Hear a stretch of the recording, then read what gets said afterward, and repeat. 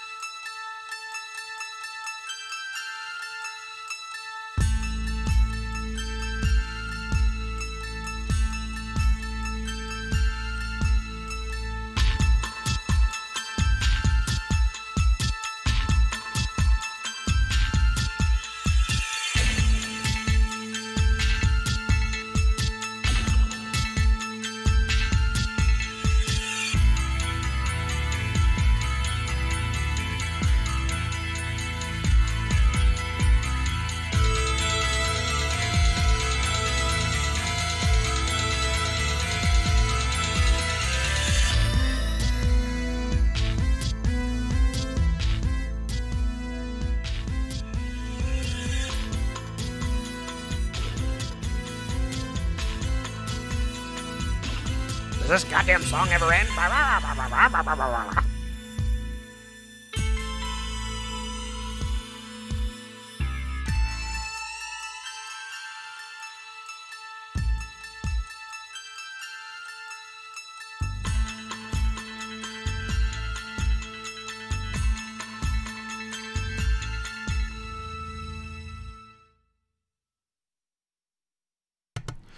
Welcome, everybody, to the newest episode of Heckles and Horror. As always, I am your host, TJ, and I know that I wasn't on last week, so I had a lot of shit that I had to do, so I didn't get to do the show last week, but I am back, and tonight is a very special episode, because I know I've been teasing this episode for a long time, and I'm finally doing it, and I'm uber fucking stoked for this episode. Tonight, we are going to be talking about Adam motherfucking Green. So, yeah, welcome to the show. I'm glad everybody, I see that we already have, 6 people tuning in. Hopefully we get some more because everybody deserves to know everything there is to know about Adam Green. So, I guess that's it for the intro. So, I'm going to get into some promotional stuff.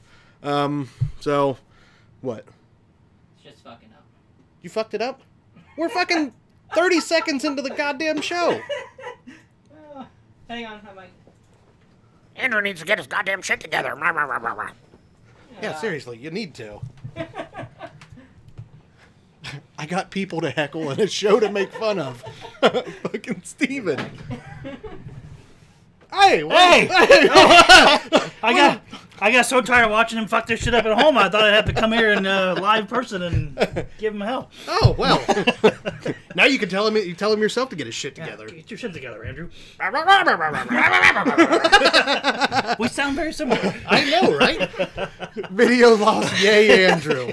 God damn it, Andrew. Yeah. It was all planned. Give us a break. But, I mean... Pulled a fast one on you. Yeah. Don't be fooled, though, because if we wouldn't have planned that, he probably would have fucked it up anyway. So yeah, anyway, like I said, tonight we're talking about Adam Green. I've got Mr. Brandon Pruitt. You all know him from as Tiny Prue. Tiny Prue, yes. Yeah. I'm even wearing the Tiny Prue attire. Yeah, he's even got the Tiny Prue shirt on, so that's awesome. So yeah, joined by Brandon Pruitt. Brandon is also a big fan of Adam Green, as am I. So yeah, tonight's going to be a good episode. I've been really looking forward to this one, because I've been talking about Adam Green for months and months and months on this show. I hear he's Danielle's favorite. She actually has been watching a lot of this. Yeah, she finally. I don't think she's seen Victor Crowley, but she's watched all three of the Hatchet movies, the first 3 Hatchet movies. I want to say she watched Digging Up the Marrow. Danielle, correct me if I'm wrong. I'm pretty sure you watched Digging Up the Marrow. It's a good one. Yeah, it is a good one. I still jumped at some of those scenes, and I know they're coming. Oh, I know, dude. It still gets me, too. But yeah, Danielle, on the list, I want to show her... I've been talking to her about Holliston. I've been telling her about Holliston forever. I want to show her Holliston. And well, they're the show sponsor, so... Do what? They're the show sponsor, right? Yeah. Sponsored by Holliston. Not really. Adam, don't sue us.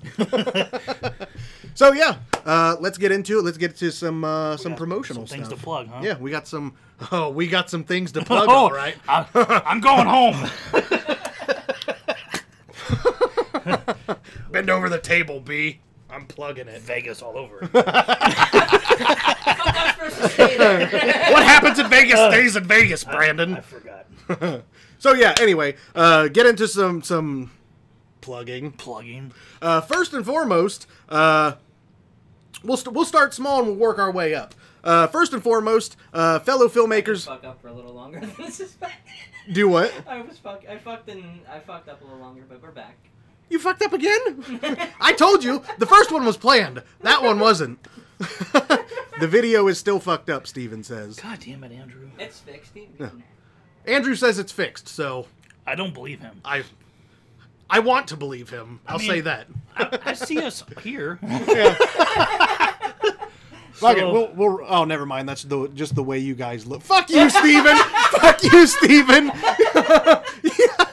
You got him. Dickhead. If you need some special effects work, do not call Tate back. Yeah. Steven. Oh, God. So, yeah. Fellow filmmakers in the industry. Tristan Clay and Destiny Orndorff. What? You shaking your head? I was just fucking Steven got me. He's a bastard. I need a minute to not be butthurt.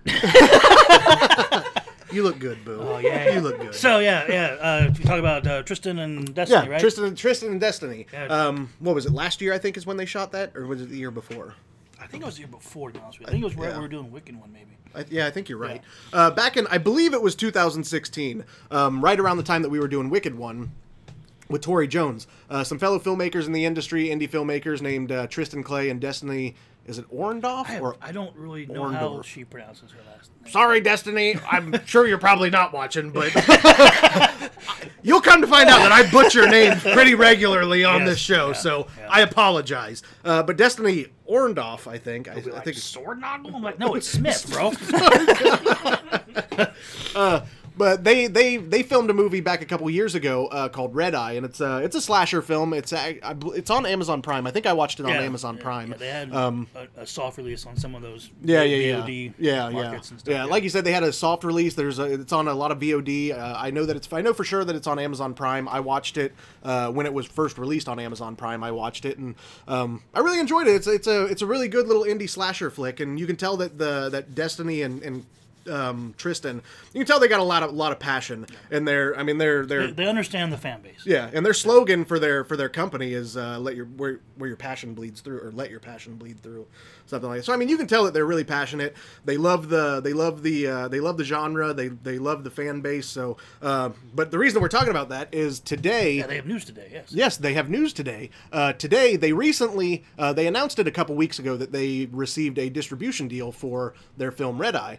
And today was the official release of Red Eye. You can find it. I don't know if they have it's actually physically in stores, because I know Wicked one wasn't. Yeah, I know that it's you can online retail it at like Target and all the big stores. Yeah, so. That's what I thought. But I'm not necessarily sure that you can find it physically in stores, but you can find it online at like Walmart and Target, all major retailers. Plus, like I said, it's on Amazon Prime. All of the video on demand. I'm pretty sure YouTube. I think that it's on YouTube. All of not the pirate. You got to pay for it on YouTube. But yeah, I mean, check out the VOD, the video on demand. Check out all the major retailer websites. Check out Red Eye, because like I said, it's a really good little slasher flick. It's a little indie slasher flick, and it's made by some good people that are really passionate about filmmaking and about horror. So show some support and check out Red Eye, because it's the shit. So yes. Moving on. Let's talk Betsy. Yes, because Sean's got some news too. Sean has some news. Yes. Betsy is a project that I actually AD'd with Sean on. Last January was the bulk of production. I never want to do a film in January and February again, because it's cold. Fuck bad. And gear even gets cold and doesn't want to work correctly. So I know Sean can attest to that. We had some frustrating days with the cold. I'll take the heat over that any day. Yeah. It does suck shooting in cold. It does. We've had some cold nights over the years. We've had. But Betsy is in the film festival circuit and just got a big announcement. They will be at Nightmares Film Festival in Columbus, Ohio in October. It's quickly becoming one of the best festivals for horror. So I'm excited for Sean and his team, and that I worked on a film with him that got such a cool nod. So Yeah. I'm really excited for him too. Like, I've gotten the opportunity to work with Sean on Don't Fuck in the Woods. Don't Fuck in the Woods was my first venture working with Sean Burkett. We're teaming up and we're working together on Wicked Ones. The Wicked One sequel that Tori Jones is writing and directing along with Cheyenne Gordon as a co-writer. Teaming up with Sean on that one. So I'm really excited for him. I'm glad that Betsy is getting the recognition that it deserves. That's a cool and I know that you guys all worked hard on it. Not to mention the fact that Cheyenne blew his goddamn knee out, ruined his life, ruined his whole life because he blew his knee out. It was another cool night. They asked Cheyenne, who was friends of ours, who's worked with Concept Media, and we've worked with Cheyenne before. They asked him if he wanted to come up and be the opening werewolf for the movie, and he's like, "Sure, I'll do it." And he drives 3 hours up, and he sits in the makeup chair for 5 hours. Oh my god. We go in a seedy alleyway in downtown Dayton, Ohio, freezing our butts off. And we're like, all right, I've got Slate. I'm like, all right, scene one, take one, snap, and then action. And he lunges in, blows his knee out on the ground, screaming. So we're like, good God. We're like, God, can you go some more? we didn't know what to do, man. Like, oh my god! Didn't you guys just like put some like styrofoam padding around it and send him along his merry way? He did finish some scenes that we can intercut with, and poor Shy. We went back to Sean's place, the Concept Media headquarters, and we got him halfway out of makeup. He still looked like a polished turd, but sorry, buddy. We love you, Shy. He's sitting there, and we're like, well, better call Sherry. Let her know you're driving home, and you'll be home in 3 hours. And Sean just grabs foaming, wraps his leg in foaming stiff out, and just wraps duct tape around it. And was like, all right, buddy, see you later. Be careful driving. Be careful driving home. Good luck.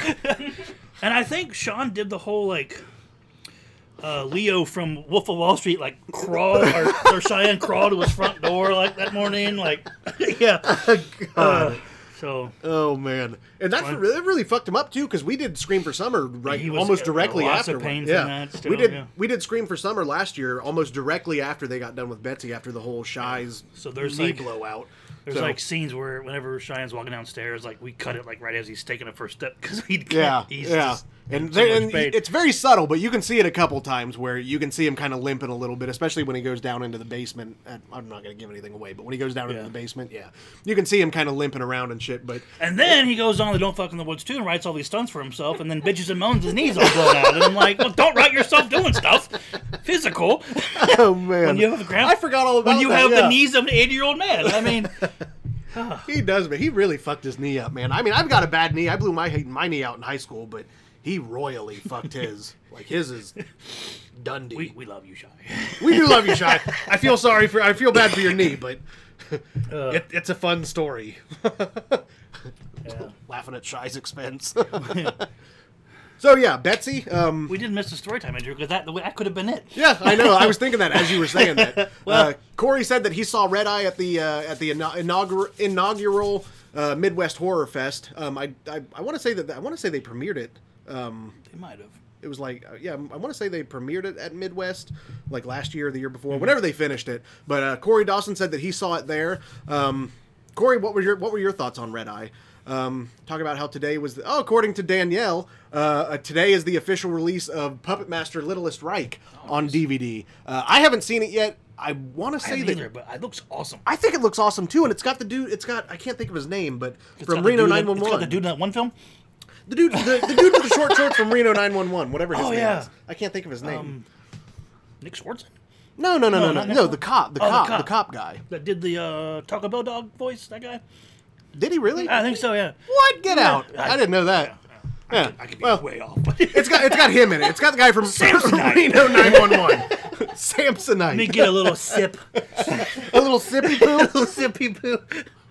Had to bring the 2-liter, huh? Yeah, don't judge me. You thirsty tonight? I had it in the group show. I figured I'd bring it back tonight. And RC's terrible. You remind me of a chain smoking old woman in a trailer park sucking coke out of a 2-liter. My goddamn cigarette, my Virginia Slim and 2-liter. Do we have a clip for Betsy, a teaser Yeah, available. I yeah, think? we All do right. have. Is it a clip or a trailer? I think it's a teaser trailer. Teaser. Yes. We do have a teaser for Betsy, Sean Burkett's Betsy. What we were just talking about. So we'll go ahead and show that. I don't know how long it is. Maybe a couple minutes, whatever. Quick. Is it quick? Yeah. That's what she said. Don't go grab popcorn or anything, because we'll be right back. Yeah.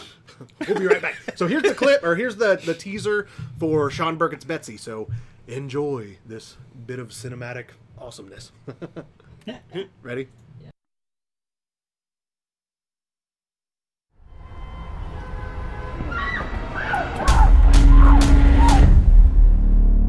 A little over 3 weeks ago, I was attacked. I ended up spending a week in the hospital. Now I'm living with my friend.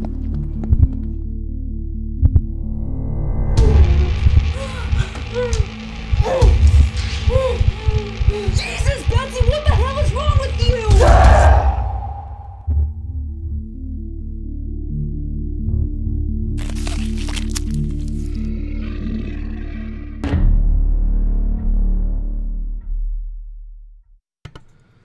So yeah, that was the teaser for Betsy. If you are Nightmares Film yes, Festival. yeah. When is that? Where is that? October in Columbus, Ohio. Columbus. Anybody who happens to watch this, and you find yourself in Columbus, Ohio, in October. I'm not sure the exact dates. I know they just released the entire schedule recently. I don't remember when it was on, but if you go to the Nightmare Film Festival's Facebook site, they will have the entire lineup there. There you go. So check out Nightmares Film Festival on Facebook. Find out if you find yourself in Columbus during the time that the film festival is going on. Be sure to stop by and check out Sean Burkett's Betsy, because you don't want to miss it, because Sean Burkett is definitely a very talented filmmaker, and I'm really fucking happy for him. I'm glad that Like Betsy is doing he's so wanted well. to do this werewolf film, but it's not like your typical like just werewolf kills everybody kind of werewolf film. Yeah. It's a really dramatic relationship, goal oriented kind of little Yeah. film. So it was fun. It was fun to work on. Cool. Yeah. I mean, like I said, Don't Fuck in the Woods was the first time that I ever got to work with Sean. So I mean, I was kind of upset I didn't get to work on that one, because it seems like it was so much fun. Fucking Sean. Just kidding, buddy. So yeah, moving on. Fuck you, Sean. We love you. Oh god. That's how we work. So moving on, what's next? We got Wicked Ones. Yeah, that's what I want to talk about next. Wicked Ones is the next film. Like I said earlier, it's the sequel to Tori Jones's The Wicked One from Jonestown Films. Jonestown Films. The Wicked One from And 2016. Yes, and Concept Media. Jonestown Films and Concept Media. It's written. Is it co-written by Shai, or is Shai writing it? I think he's writing it yeah. based off of like Tori's. Yeah, Tori's structure. notes and yeah. So Cheyenne Gordon, who was on the show a few episodes back, who we were just talking about, who blew his knee out. Cheyenne Gordon is writing the film. He co-wrote the first one and also acted in the first one as Trevor. It's the sequel to The Wicked One that we did in 2016. The Indiegogo is up. It's been up for like a week, or I want to say like a week and maybe 2 weeks now. They're killing it too, man. Oh, I know, dude. Yeah. It's fucking. It's doing really, really good. Within like the first, I'd say first 5 days or so, it was already at I think almost $2,000, which is nuts. But the Indiegogo. Oh, Andrew pinned the Indiegogo link to the comments. Yeah, but so go give them money. yeah, go check it out. There's a a campaign video. Man, I'm having a hard time thinking. And I don't know where you're going. I'm like, okay, he went blank. What do I do? There's a small teaser on the Indiegogo link. If you click the link, which we are going to show that here. I think we showed it before, but we're going to show it again. And also there's the campaign video where you have Tori, Roman Josart, and if I remember right, I think Shai. Yeah, Shai. Tori, Roman, and Shai all talking about the film and trying to promote it a little bit and get people to contribute to the campaign. They got some awesome perks. Do you have it up? They've got some awesome perks on the Indiegogo campaign page. If you go to Wicked Ones on Facebook, just search Wicked Ones. It'll bring you to the Facebook page. Give it a like and a follow, and click the link for the Indiegogo page, because they have some awesome shit. And this movie is gonna be so fucking crazy. I cannot wait to get started on this film. Yeah. Do you know what one of the perks that got declined was though? What? Date with me. He didn't put it on there. Really? Yeah, I was upset. I'll take you out. Yay. Me and you go on a date. But they've got some awesome perks. You can buy everything. You can get everything from DVD and Blu-rays, T-shirts. They have Sean Burkett, I believe, designed both T-shirts. I know that he at least designed one of them, but he might have designed both of them. But T-shirts, some really cool T-shirts, posters.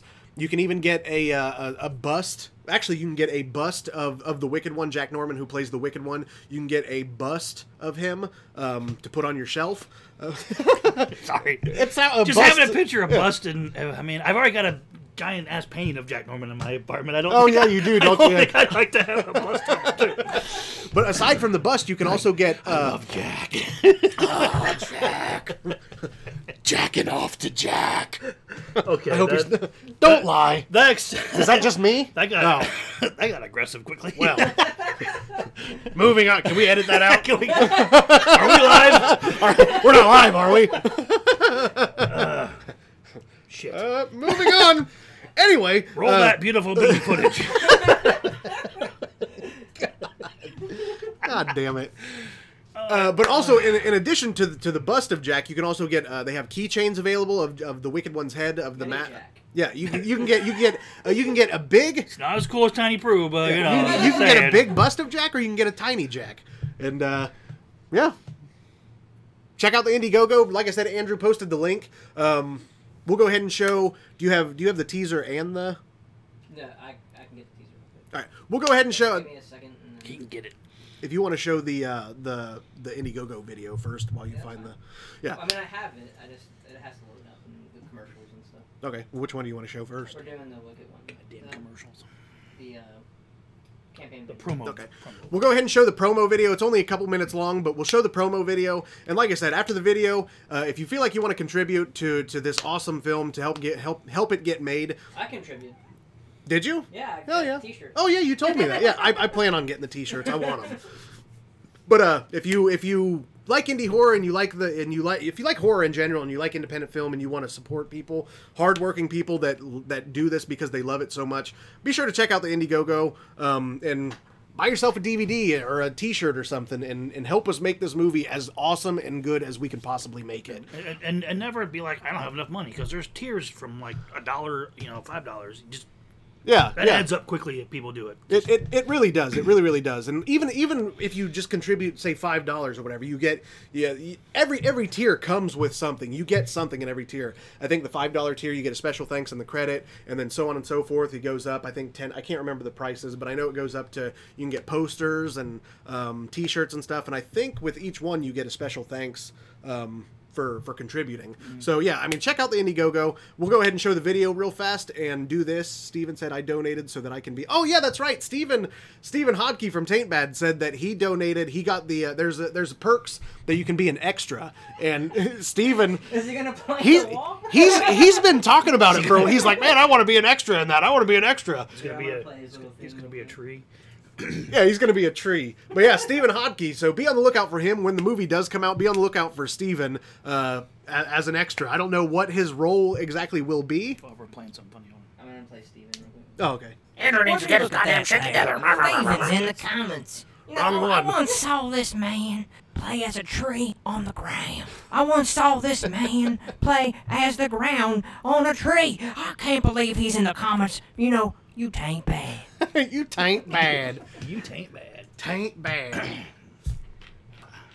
So yeah, I'm excited to see Steven be able to make his Wicked One's appearance in the movie. Like I said, I don't know what his role is going to be, but I'm excited to see it because I love Steven to death, and I'm glad. I, the Juggalo guy. He is, man. He. Oh my God, man. Steven is nuts. I was talking to Rob earlier. I plan on having Steven and Rob on here soon. I told Rob to get me a Tuesday that works best for him and Steven both, and I'm gonna have him on. So you all I want get to be here, not on camera. I'll just sit there and just comment. Yeah, all right, that's fine. That's fine. So everybody will get a chance to meet Rob and Steven. I'm really excited about that. But yeah, Steven, man, he's like, Oh my god, his car, like every time he comes to Evil set, Genius is the perfect. he is. It's fucking ridiculous. I mean that in a good way. Yeah, no, absolutely, absolutely.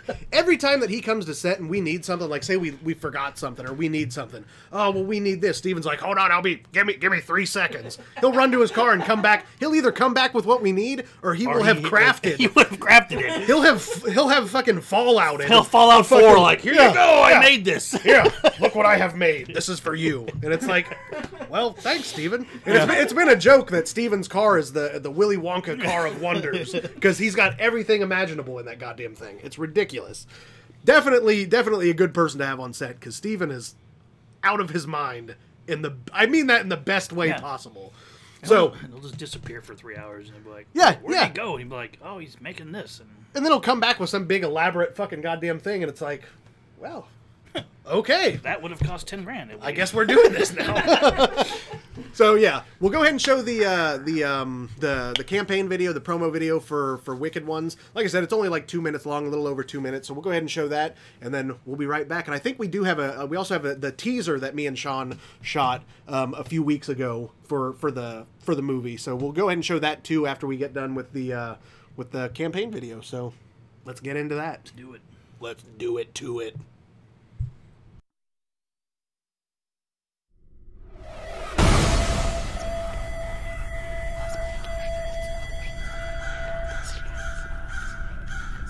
Hello everyone and welcome to the crowdfunding campaign for Wicked Ones.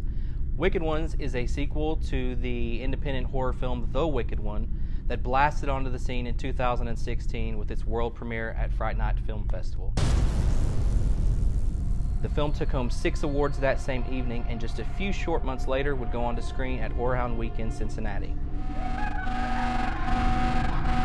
A month from then, the film was released domestically via Dark Cuts Films and would go on to become the most successful and best-selling independent film on its label. The film sold out on all physical copies the very first day. And from that time until now, fans and supporters alike have clamored for more Wicked One. And 3 years after wrapping production on the original, we're finally ready to deliver that sequel.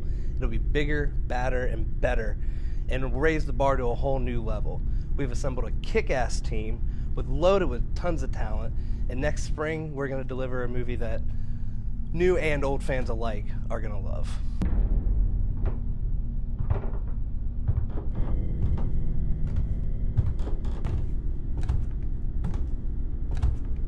However, none of that's possible without your support.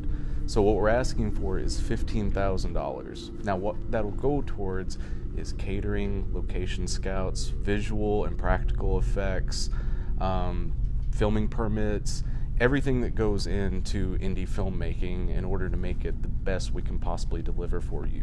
Thank you guys so much for checking out our campaign. Be sure to look at some of our perks. Consider contributing, sharing this campaign. We thank you so much for your support, and we're excited about the future of this indie horror franchise.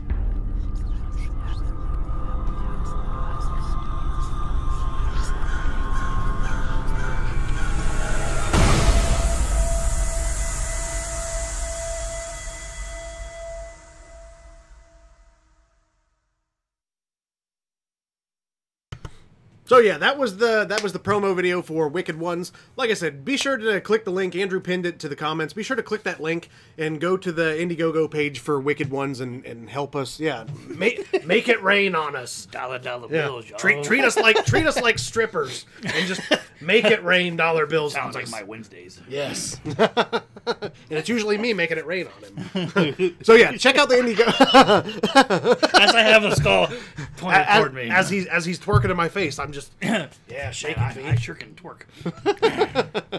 So yeah, check out the Indiegogo and try to if you want to support indie horror, try and donate. Like I said, there's different tiers. You can get all kinds of different stuff. There's a lot of really cool things on there. So check it out and help us make this awesome movie. Before we move on, we also have the teaser trailer that Sean and I shot. We met up when we shot the promo video. We met up in Shelbyville, Kentucky, I think, if I remember right. Went down there, we shot the promo video, and then we shot this small, quick little teaser to kind of promote it a little bit. So we'll go ahead and show that, and then we will move on into the show. We've got a special little treat, a little game that we're going to play. So it's called Hide the Sausage. Is it called... Brandon's it first. Is it called Trying to Hide Some Play Who's in My Mouth? Yes, it is. So yeah, we'll show the teaser trailer. At that game. Yeah, you suck at it. I hope my dad's watching. I hope he is too. Hi, Brandon's dad. That was a joke about Brandon blowing me. Just so you know, just to clear that up. Oh, it's every Uber we took in Vegas all over again. So yeah, here's the teaser trailer for Wicked Ones, and then we'll move on into the next portion of the show. So here we go.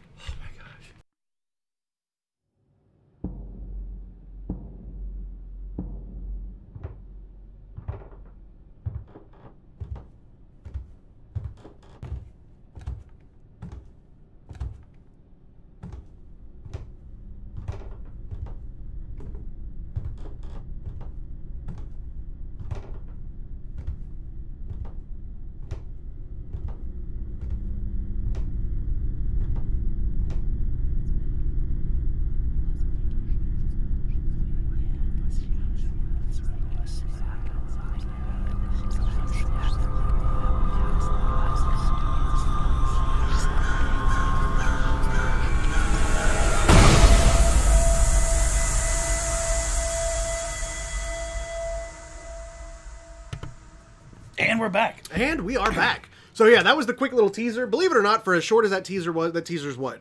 30 seconds maybe, 40. Max? 40? For that 40 seconds of footage, oh my god, it took hours. Like I got down there at, I think, 11 that morning. We filmed the promo video, and then once we finally got started filming the actual teaser, I'd say it was probably around 1. I didn't finally end up leaving. I had to leave early because I had to go to work that night. I had to go to sleep.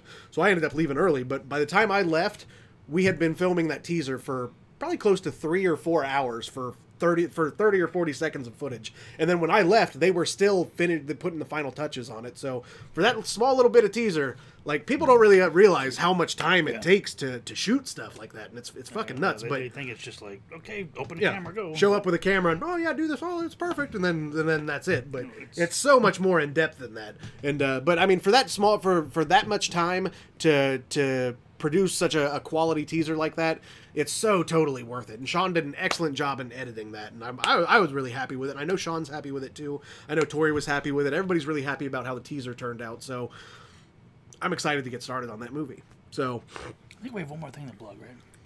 What else do we have to plug? My movie. Yes. Jesus Christ. I was testing you. Okay, good. That's what passed. I can't believe. God, I'm a dick. Rob, welcome back. I was just talking about you. I was just talking about you actually, and Steven also. It was very bad. Yeah, it was bad. But yeah, last thing that we want to plug is, you have the flyer, right? I sent that. Yeah. Last thing I want to plug is the Cinematic Reality premiere, the world premiere for Cinematic Reality, the movie that Brandon Pruitt wrote and directed, based off of a story by our good friend Alex Gottman, who approached you. It's been a couple years. He pitched me a couple stories like 3 or 4 years ago, and I like this one a lot. And I was like, "Can I please write this?" Yeah. And he's like, "Go for it." And we finally got around to location. Was the hardest part because we just could never find location. I'll try to be quick about this. I like to really write stories, if you've seen some of my work, that just involve one single location. Yeah. Like Door of the Dead's just in a restaurant. Yep. I did the short with the elevator, just in an elevator. This man takes place in a grocery store. So I like having where the character is, where the location is a character, kind of. Yeah. So anyway, it took a while to get location. We already had an awesome cast already ready, just waiting to go.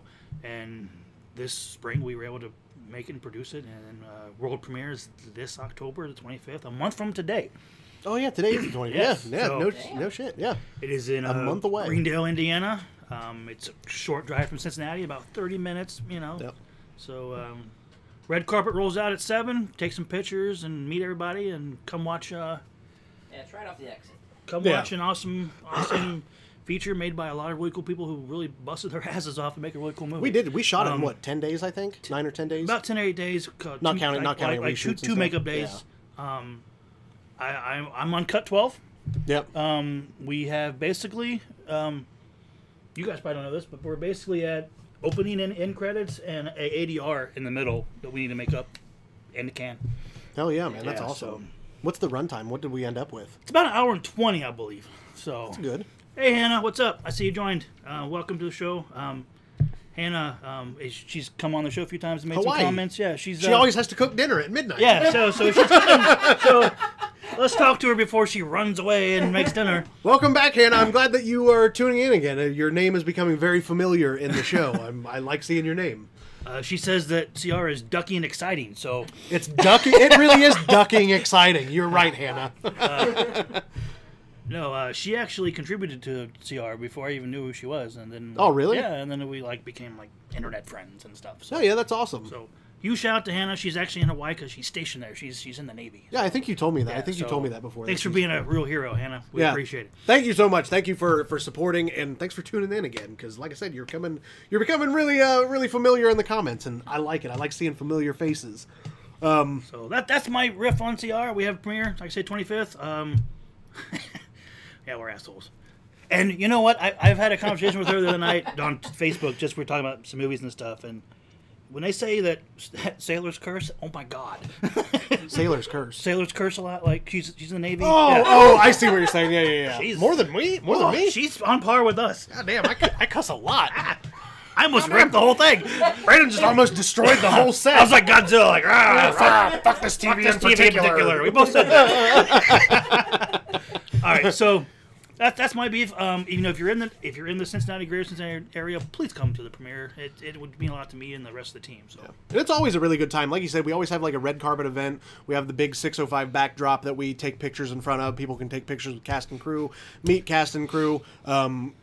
We'll all be there. Yeah, I mean, all cast and crew, even people who watch the show who have always been dying to know what Andrew Moore looks like. Andrew Moore will be there with a refrigerator mask. we might even bring the fridge. We might even bring the fridge.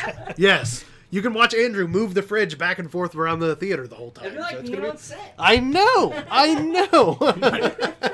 We need to move that over there, please. I need that refrigerator over here, Andrew. But yeah, like you said, it's October 25th. We have a big red carpet event. It's always a really good time. The red carpet usually lasts about an hour, and then we start showing the film right around 8 o'clock usually. Greendale Cinema in Greendale/Lawrenceburg, Indiana. It's right off the exit. If you take the Lawrenceburg exit in Indiana, southeast Indiana, it's right off the exit. You can't miss it. Tristan Clayton's joined us.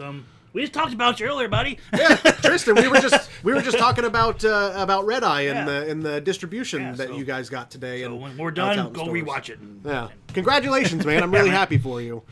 So, like I said earlier, since Tristan is here, when I was talking about it earlier, be sure to check out on Amazon Prime, check out Red Eye, or check out all major retailers. Go online, try to find the film, and support indie horror, and buy yourself a copy because it really is a great movie made by really passionate people. So be sure and check it out. Tristan, thank you for tuning in, man. So yeah, Red Eye, or not Red Eye, Cinematic Reality, October 25th. So many movies. I know, dude. October 25th, Cinematic Reality. Do you have the trailer up for it? Do you have the trailer for it? Yeah. I didn't even think about showing Give me it. 5 minutes. Yeah. We're going to find the trailer for CR, and we're going to show that, too. And also, Roman, I don't know if you saw the message, but he said something about wanting to release a... Yeah, I think we're going to release an official clip on Friday. Yeah, this Friday on the CR Facebook page, Cinematic Reality Facebook page. We'll all be sharing it, too. We're going to be releasing an official clip.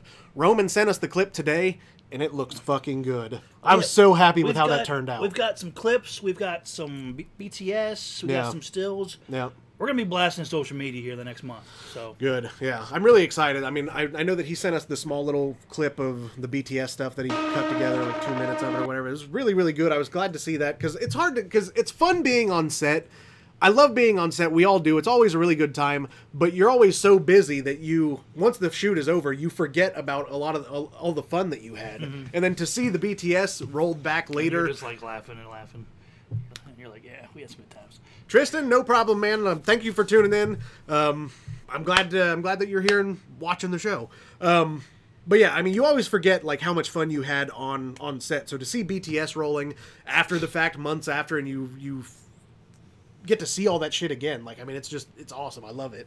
But yeah, the BTS that Roman cut together was really great. The clip that he sent us today that we're going to be releasing on Friday is fucking awesome. It's really good. I was nervous about that scene because where I was shooting it, because where that freezer was, I'm not going to give anything away, but where that freezer was, like it was so cramped back there that I couldn't, you know what I mean? I was worried about it, but it looks fucking great.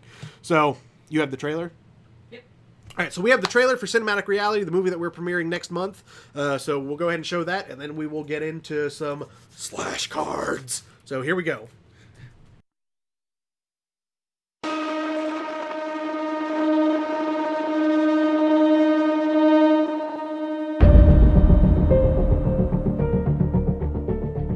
You all know that your senior capstone projects are coming due. Some of you are a little bit behind in certain segments of this project. Looks like either a high tension scene or drama, and that's it. I just want to see my daughter. She won't let me see her. Oh, just sign the damn papers. There's nothing to talk about, Tony. I'd like to film something in your store. Hey, your cousin wants to shoot a movie here. Oh, that's awesome. I knew you were in film school. Yeah, anyways, we were coming down to ask your dad about filming a robbery scene. So we got a location. Yeah, he said it'll be cool. What about that other thing we talked about? Why? Protection. Back to one, guys. We're gonna do this. We got this. So, speeding? Take two. Action. Alright, you're gonna put the money in the bag. Fuck?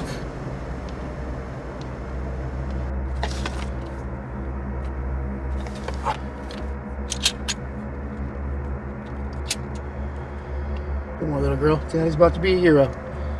Daddy's gonna save the day. Hey, asshole!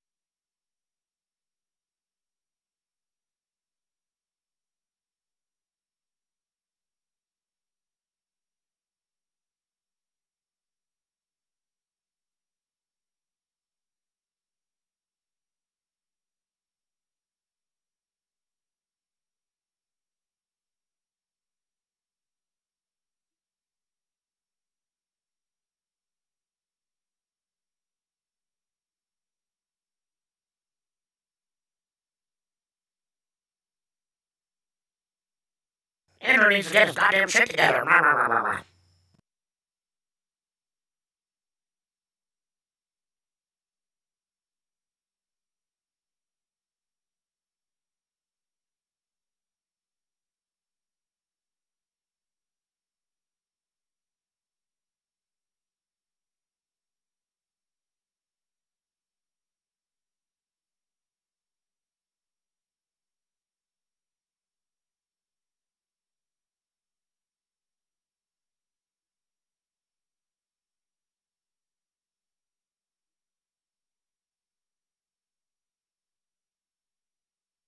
Oh, that's what they're talking Oh, about. that's what you're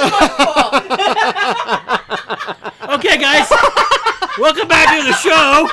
God damn it! We had a little bit of a communication problem between what was on the comments. We thought that everybody was saying there was no sound on the trailer that we were playing, but I forgot to unmute the mic. So we were saying that there was sound on the trailer, not knowing there was no sound here.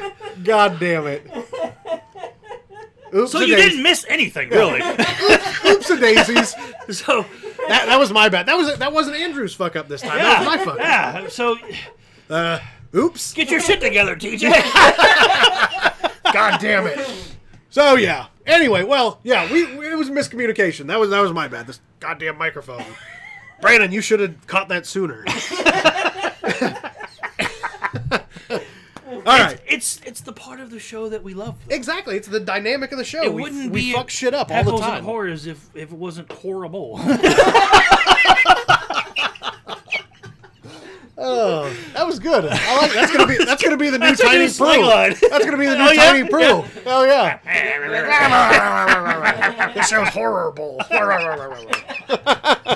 You asshole. All right. Anyway, moving on. Now that we've got everything New situated, segment. Yes, new segment for tonight.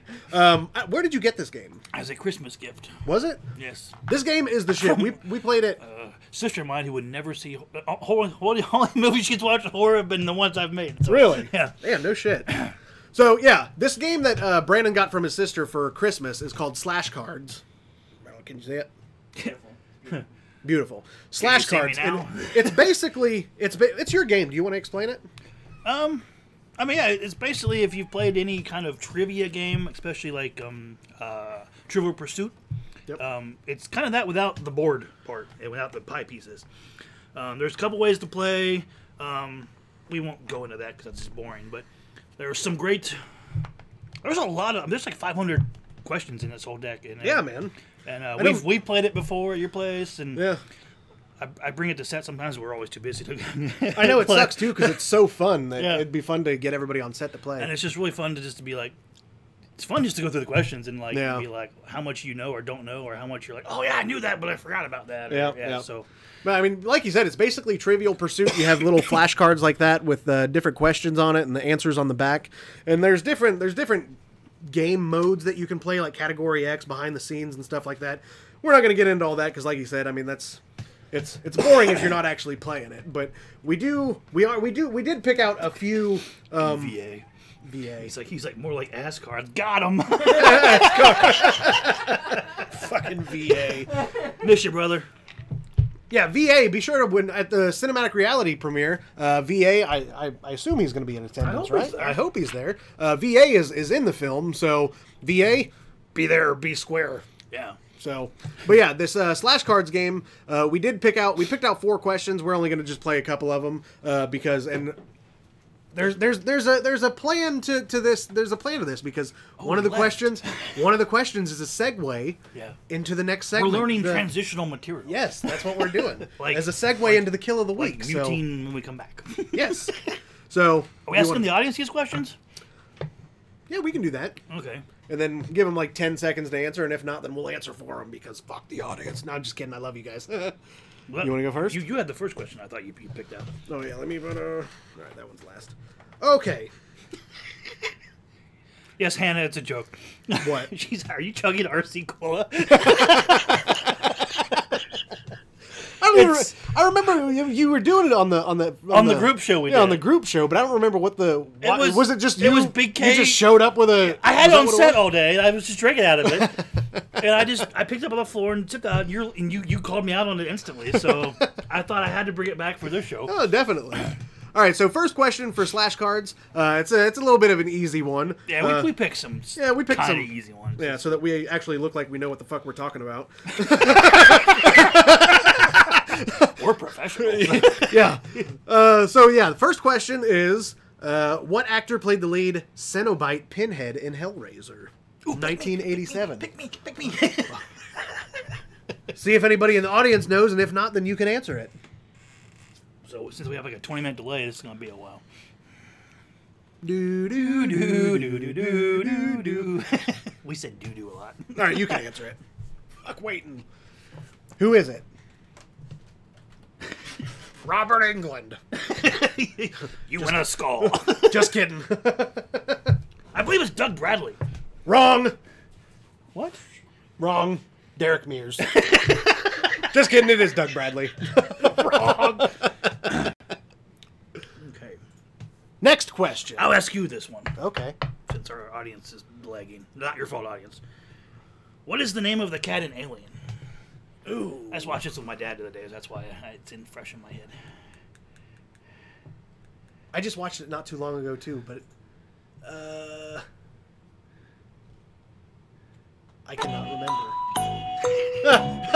There we go. Yes. We just did that by ourselves. Rob is correct. It is Doug Bradley. I'm sure he typed that before we said it. I'm sure he did. But yeah, cat from Alien, I cannot remember. Jones or Jonesy? Jones or Jones? Yeah, that's right. I do remember that now. I'm such a disappointment to the genre. What was your question? Is it on this one? Yes, this one was... Oh, yes, yes. Justin Long played a character named Derry in what 2001 horror film? You have to answer in a question form. Who's your mom? Correct! I had to, man. I'm sorry. I'm sure she's a wonderful person. God. Is it Jeepers Creepers? Yes, that is correct. Jeepers Creepers. Oh, all right. Ding, ding, ding, ding. Ding, ding, ding, ding. All right. What is, so he failed, right? Huh? I failed. You say what is. I'm so a he big failed, Yeah. right? I'm a big failure in general. All right, and our segue question. Yes, our segue question into our kills of the week. Michelle knew Jonesy. Yeah. Actually, VA was right with the cat. Space Pussy. Space Pussy. Yes. I think I like that one better. The Babysitter Murders Oh. was the original title of what classic slasher film? Oh. Hills Have Eyes. Just kidding. Close. Close. Halloween, that would be. That is correct. Oh, yes. Yes. Look at me. Look at me go. So, yeah, like I said, that was the segue question into our kill of the week because... What do you keep saying that? What? They're just funny. You go. Don't judge me. Usually segues work like you don't say that. This is a segue, guys. This is fun. Who gives a shit? This is my show. I do what I want. Spoiler alert, that was leading into the next segment. Anyway, Babysitter oh my god. I butchered the shit out of that. Babysitter Murders is a short film that we did. How long ago was that? Fucking forever. 15? It's a long time Might ago. say it. I don't have the. Yeah, you don't have the poster. It was a Halloween fan film / short thing that we did several years ago. Jack wrote it, right? Did he write it? Yeah. Written and directed by Jack Norman. He was the steamroller behind that whole thing, man. He was just like, let's do this. Yeah, yeah. So yeah, we have a kill of the week from that, from the short that we did for Babysitter Murders. We'll go ahead and show that, and then we will get into the Adam Green portion of the episode. Yes. So we'll go ahead and roll the... We're already an hour in, guys. I know. Are we? I knew it was going to be a long show, bro, but we got lots to talk about, man. We'll go ahead and... So we'll go ahead and show the trailer for this. We got a captive audience. We're ready to go. So here we go. Enjoy this kill of the week. We'll make sure we...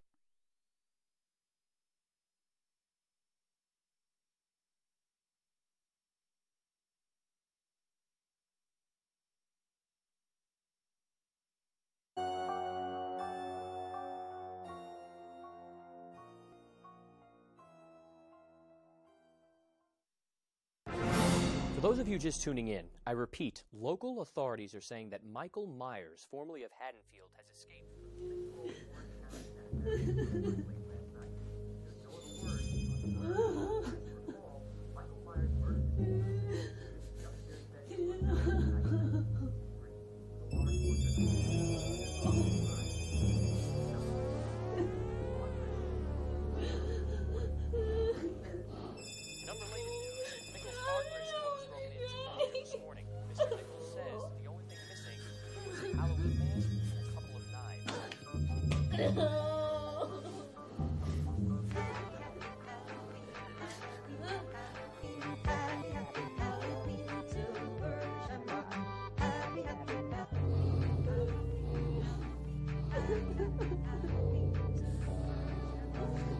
It's almost time, kids.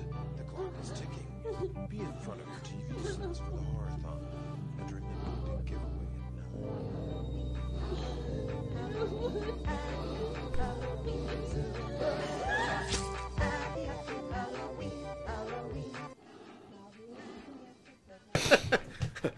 Hannah, don't worry, I didn't forget to unmute it this time. I'm watching the button. I did. We should be good. Hannah said, "Don't forget to unmute the mic again." God damn it, I didn't.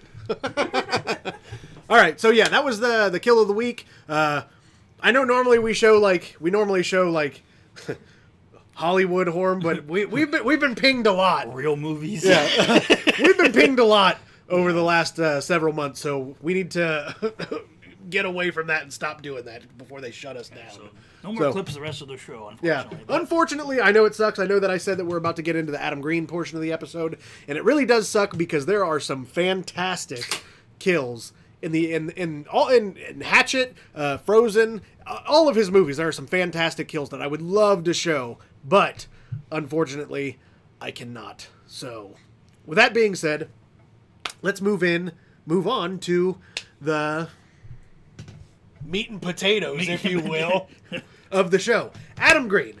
I have talked about Adam Green for several months on the show. I always make mention of him at least once an episode. I have to make some sort of mention of Adam Green. He's a writer and director based out of Aeroscope Pictures, based out of L.A. Out in L.A.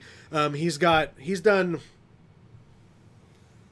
several his main genre is horror. He's done several horror movies. Even before he got into Hatchet and stuff, he did a couple independent things. He's been making movies since for about 15 years now. Yeah, I know Aeroscope. I want to say that it's I think it just had its 20th anniversary. I think maybe 20th. Okay, I know he's been working for a long time before he, was there. Yeah. So, but Adam Green. The reason I wanted to talk about Adam Green and I want to dedicate this episode to him is because I am a huge fan of Adam Green. He's a huge inspiration to me. I know he's a huge inspiration to Brandon, Roman, Rob. I know Rob has mentioned that he loves Adam Green too. Adam is a huge inspiration to a lot of us indie horror filmmakers. And he's just he's good at what he does. He's a great writer. He's a great director. He believes in the genre. He believes in horror. He believes in the genre. He loves his fans. I think, I'm not trying to say other filmmakers don't, but he understands his fans. Yeah, and more than anybody I've ever met before. I wasn't saying that either. I'm pointing out that's one reason why I think his fan base loves him so much is because he fully understands the fans. And he appreciates them. He will not too. charge for an autograph because he understands the fan base. Yep. And I don't know why there's a pinwheel flying. Camera switch. First camera switch of the night. Yeah. But yeah, and that's another thing too. He understands his fan, and he appreciates them too. That's what I like most about him. Is you can tell that he. I know that I've said this time and time again, but he gives a shit. He does. He gives a shit about the genre, and he gives a shit about the people who support him. And I think that's one of the reasons why I like him so much is because he is so down to earth, and he's so approachable. I know. Keep going, my bad. Yeah, I'll take one. I'm going to need one soon. But I got my RC right here. Brandon's got his RC. But he's also so approachable. I know that I've met him a couple times. I met him for the first time back in 2015 at Rock and Shock up in Massachusetts. Met him there. I bought... I can't remember what... I think I bought... Holliston, I think. Holliston, yes. Yeah, it might have been Holliston, yeah. I did too. Yeah, I'm pretty sure I bought the first season of Holliston from him in 2015 when I met him. And he's just super approachable, super laid back, easy to talk to, and you can tell talking to him, he just really gives a shit, and he enjoys meeting his fans, and that's just such a cool thing. It's a rare thing to find in a lot of people. You go to big conventions like Horror Hound and stuff like that, and I know that I've met a couple people at bigger conventions. I know Brandon has too. That they're just there to sign shit and send you along your way. They don't want to talk to you. They don't want to know anything about you. They don't want you to tell them that you appreciate them or anything. But Adam is the complete opposite of that, and I think that's what I really like about him. Yeah, he understands the fans. He cares about the fans. Yeah, I mean, he's just. I think that's why he inspires us, because like that's how we feel when we make our movies. Like, yeah, I would love to make money, a bunch of money, off what we do, but I do it because I love it. And huh? Oh, there's a picture of me and TJ with Adam there. Yeah, last year, me and Brandon. That was last October, yeah. Yeah, me and Brandon drove up to Indianapolis because last year we're going to be talking about his Hatchet series. There's four movies in the Hatchet series, but last year he did a theater tour for Victor Crowley, which is the 4th installment to the Hatchet series that he filmed secretly. He filmed it in secret, which was fucking awesome. That's awesome, man. Cast and crew stayed quiet for a year. Yep. Filmed it completely in secret, and then it was just kind of like they had a surprise everybody. There's Hatchet 4. They had a screening for Hatchet, where they invited all the cast and crew for Hatchet and all the fans to come and watch Hatchet. And Adam Green walks out and says, "You're not going to watch Hatchet. You're going to watch Victor Crowley." And yeah, that's what it was. Yeah, that's so cool. Like it's such a cool little surprise to and to be able to keep it secret, because the amount of people that are involved with filmmaking, there are. Especially for a production of his magnitude. I mean, granted, he's still kind of... He's independent, but I mean, he's still independent, but he's Hollywood independent. unlike us, we're indie independent. We're garage band. yeah. But I mean, he's Hollywood independent. But even for a production of his magnitude, there are literally hundreds of people involved with these projects, and to be able to get all of those people to keep a lid on it and keep quiet. And surprise the fans. I know I didn't see it coming. Nobody saw it. No one saw it coming. The place went crazy when he announced it. Yeah, I mean it's nuts. And for him to be able to keep that a secret like that, and then to surprise everybody, like that is just such a cool ass thing to do, man. And the story behind kind of how he made it is also very kind of touching. And I know when he told us personally when we were there. Yeah. But he said it before on many other social media forums. I kind of paraphrased it a little bit because I think it's a really cool story. Not trying to take words out of Adam's mouth or anything, but he was at a convention with George Romero, who is the godfather of independent film. And George said something to Adam like, "So when's the next Hatchet film?" And he's like, "I've told that story, George. It's a trilogy." And George was like, "You see all these kids out here wearing all these Hatchet shirts? It's not over. It's over when the fans say it's over." So that's for sure. That's when Adam was like, "All right." And he had been through some tough times in his life with the divorce and losing his best friend Dave Rocky, and I think making Victor Crowley kind of brought him out of his depression and into. I mean, sad that Romero died before it came to fruition, but I think it's a cool story that. The filmmaking process for him making Victor Crowley was like therapeutic to get his heart out there and get back into what he loves so much. Yeah. So. And it was cool because when I can't speak for all. I know Rob and Roman went to, I believe, Columbus, Ohio, which Rob said Adam is the reason that he got into filmmaking. Which I mean, I totally agree with that fact too. This one. I totally agree with that fact because, I mean, like I said, Adam is a huge inspiration for not only me, but I know Brandon and Roman and a lot of both of them. Yeah, just right there.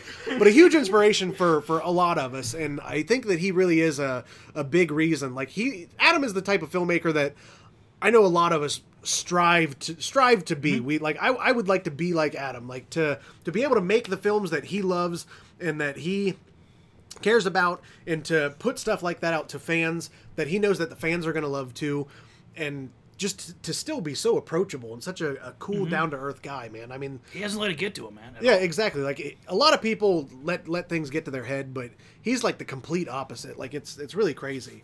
Hannah said, ask you about how you mistook. I was having a conversation with her the other night. I was like, "Oh, we're gonna have an Adam Green show. I hope you're there to watch it." And she starts talking about these films and whatnot, and I'm like, I don't think we're talking about the right person. And she goes, "Yeah, I met Adam Driver." I'm like, "Well, he's a cool dude, but I'm not sure that he'd be a good topic of conversation in a horror podcast." Get your shit together, Hannah. God. I mean, I'd try to let it go, but she obviously wanted to bring up her stupidity again. Her stupidity. God. Oh, you're fine. I say mean things to everybody. Yeah, he's a dickhead, so you get used to it. That's true.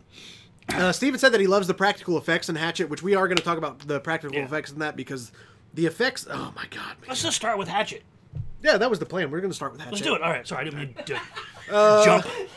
It's my show now, bitch. Yeah, Danielle cameos. We're going to be talking about cameos from the Hatchet films. Cleveland, that's where for some reason They I always went want to say Cleveland Columbus. the day before our premiere. Because he was in Columbus the day of our premiere, and then me and you went to Indianapolis the day after the premiere. Yeah. That's right. So we were all like, yeah. Robin Roman went to Cleveland to see Victor Crowley and meet Adam. Me and Brandon went to Indianapolis just like a week or two later to Indianapolis to see the movie and to meet him. Which Andrew had the picture up. Which we'll talk about that too, because that was a cool fucking day to talk to him. We talked to him for like 10 minutes, man. Yeah. It finally got to a point where he was like, "There's a lot of people here." You could tell he wanted to. Like he was just like, "There's people in line. I gotta I gotta talk to other people too. You're not the only assholes here." We can do story time real quick if you want. I don't think there's a whole lot there. Yeah, not really. I mean, it was just us watching. Talking about movies. Laughed our ass off driving out there. We watched the movie. Laughed our ass off driving back. And then we gave story's over. we gave him a copy of Scream for Summer too. We did. I wonder if he ever watched it. I don't know. I really hope he did, but I know he's a busy man. He is. So. He is. But Rob is my inspiration to get into the movies. He has it. He's true. Steven, after I was great. I think making movies for Steven has kind of been a therapeutic way for him to get over some things too. Not to talk deeply about Steven, but dude, he was so happy the other day when he had those guts hanging out. You should have seen him. When we were, oh my god! I don't know. It's in his head too much. He's an awesome guy. I love being around him, but I really think that movies has kind of helped him. Yeah. I don't know. Enjoy life more. If I'm wrong, Steven, sorry. And Steven's fucking awesome too. I mean, he's good. Like Andrew said, when we were doing that makeup stuff for Don't Fuck the other day, like Steven was like a giddy little schoolgirl just dumping fucking guts everywhere. Like it was awesome to watch. I remember, we're backtracking a little bit, watching him do a couple of special effects for CR. And when they happened correctly, I looked over at him and he just had this grin, like he was so excited. Which I can't spoil away, but if you watch the movie, you'll see him. And they're good. He walked up and hugged the actor. He did. Yeah. He went right up to the actor and was like, Yeah, Steven pulled off some he made some cool shit for cinematic reality. And him and Rob together on Don't Fuck in the Woods, man. Oh my god. Ugh. We'll get into that because like I said, I do plan on having Steven and Rob on in the very near future, and we're going to talk about all of their special effects and all of the things that they've done up until this point. So be on the lookout for that. But for the Hatchet. Yeah, Hatchet. I was going to say something else, but how'd you first hear of Hatchet? I can't put words together good. How did you first hear about the movie Hatchet? I honestly really don't remember because Hatchet. It's what 12, 13 years old. I think it came out in like 05 or 06 or something like that. I'm the guy who's at home going searching for you guys. So. Yeah. So it's been so many years since the movie came out that I really can't remember how I first heard about it. But I know when I first saw it, I was blown away. Yeah. Like I could not believe how much I loved that movie. Like everything about it, the jokes in it. Like it's a horror film. 2006. It's a horror film, but it really does have a lot of comedic aspects to it too. Because Adam is, he does a lot of like horror comedy type stuff. So it really does have a lot of. But everything about it, the jokes, the comedy in it was really good. The acting was really good. The special effects are hands down some of the best ever. Insane, and not only in the first one, in all four of the films, all of his movies in general, even Holliston. For being a sitcom television show, they do some horrors. We'll get into Holliston soon too. But yeah, like I said, it's been so long since the movie came out that I really can't remember how. I just remember I loved it from the first time I saw it. That was back when Blockbuster was a thing still, and I would rent crappy movies all the time, and I remember it being a trailer on one of them. It was like Tony Todd, Robert Englund, and Kane Hodder all in one movie. I was like, no fucking way. Yeah. And then, sure enough, when it hit the store, I was like, I gotta watch this, and I was blown away too. I don't think the first one is as silly as they got later on. Yeah, no, I agree with that. But, which we're jumping the gun a little bit. I kind of thought negatively of 2 and 3 when I first watched them until I realized what Adam's point was. Yeah, that it was designed that way. Yeah, I thought he was trying to make a serious movie with like. End up having these dumb elements in it, and I realized how much campy they're supposed to be. And when you rewatch them, you're like, oh yeah, that's awesome. Yeah. I mean, there's definitely a rhyme to Danielle. God damn it. Yeah, we knew that was coming. H&H brought to you by Holliston and Chance. Goddamn right. I'm wearing black slacks. Yeah. I came here from work. And Crocs. You wearing Crocs? Crocs are from work. I work in a restaurant, damn it. These are non-slip Croc shoes. They're awesome. But yeah, I want to say I want to say that this is probably how I like I said, it's been so long I can't remember, but usually I go through every time I go to like a Best Buy or anything like that. I spend at least an hour combing through movies, and I always find a couple like because Best Buy what. Go ahead. Best Buy is usually good about carrying more independent titles and stuff like that, especially Best Buy and like FYE. Section always was in FYE and stuff like that. They're always really good about carrying more independent titles. So every time I go to Best Buy or FYE or anything, I spend at least an hour going through movies and just searching for them, and I usually walk out with a stack of 5 or 6 of them. And I think if I had to guess, because like I said, it's been so long, if I had to guess, I would say that Finding Hatchet was probably one of those times that I went to a Best Buy or something and I saw it on the shelf, was like, oh, this looks kind of cool, and I picked it up and bought it. If I had to guess, that's probably how I would say that I heard about it. But either way, however I did first discover Hatchet, like I said, the first time that I watched it, I was blown away because it was so good. And I was super stoked when I found out that there was going to be a 2 and then a 3 and then surprise Victor Crowley. Well, I remember 2, they advertised it's supposed to be in the theaters, and yeah.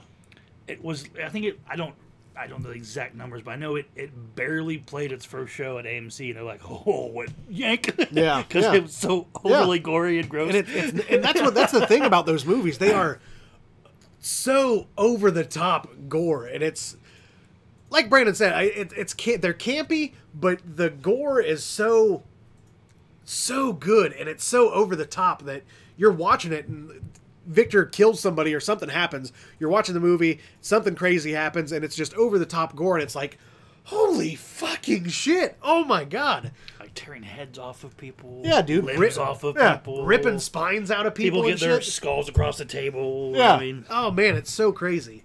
Like I said, a lot of the special effects in those movies are over the top and insane.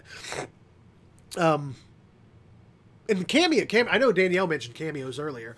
Cameos are out of control in the whole series too. Mm-hmm. You've got everybody from Derek Mears, who played Jason in 2009 Friday the 13th remake. Derek Mears, Robert Englund is in the first one. Sid Haig is in part 2, I believe. 3 is it 3? He's that racist guy. Yeah, that's right. Yeah, Sid Haig.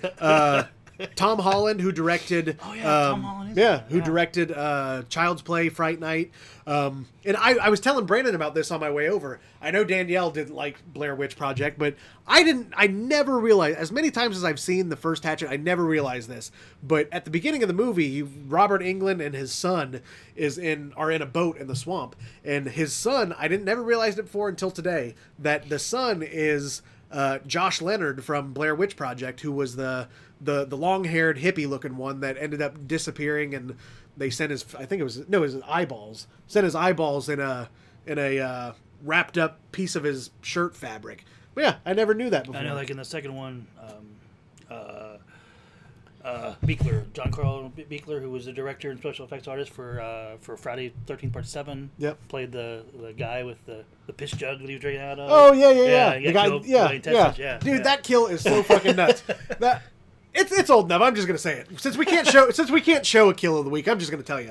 The guy that Brandon is talking about, he also makes an appearance in the first one, in the first Hatchet. Oh yeah. Yeah, because he was don't go out there, these woods, you're gonna die, or whatever. And then he drinks his piss. It's fucking insane. But in the second one, you think I do it for my health? No, I do it because it's sterile. I like the taste. I knew that come back. Oh man, it's all full circle. Like that's right. Lloyd Kaufman even has a small cameo. I don't think he has any lines, if I remember right.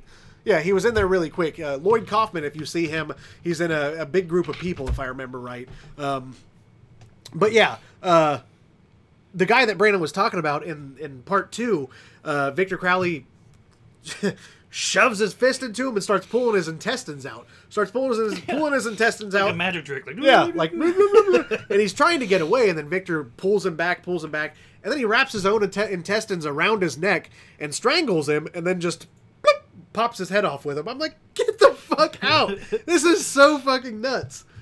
So I mean, yeah, the special effects alone are outrageous. And cameos. I mean, not Derek, but Adam is real good friends with a lot of people that are in the film or in the horror community. Like I said, Derek Mears. One of his dreams came true. He got the cast in part 2. Do what? One of his ultimate, like, dream come true casting moment, like little crush of his life. Oh yeah, Danielle Harris. Harris, Yes, Danielle Harris. She was not in the first one, but she did. She came back. She came in the second one. Adam finally got a Mary Beth. They changed the character. But yeah, they changed the character, but he brought Danielle Harris in two.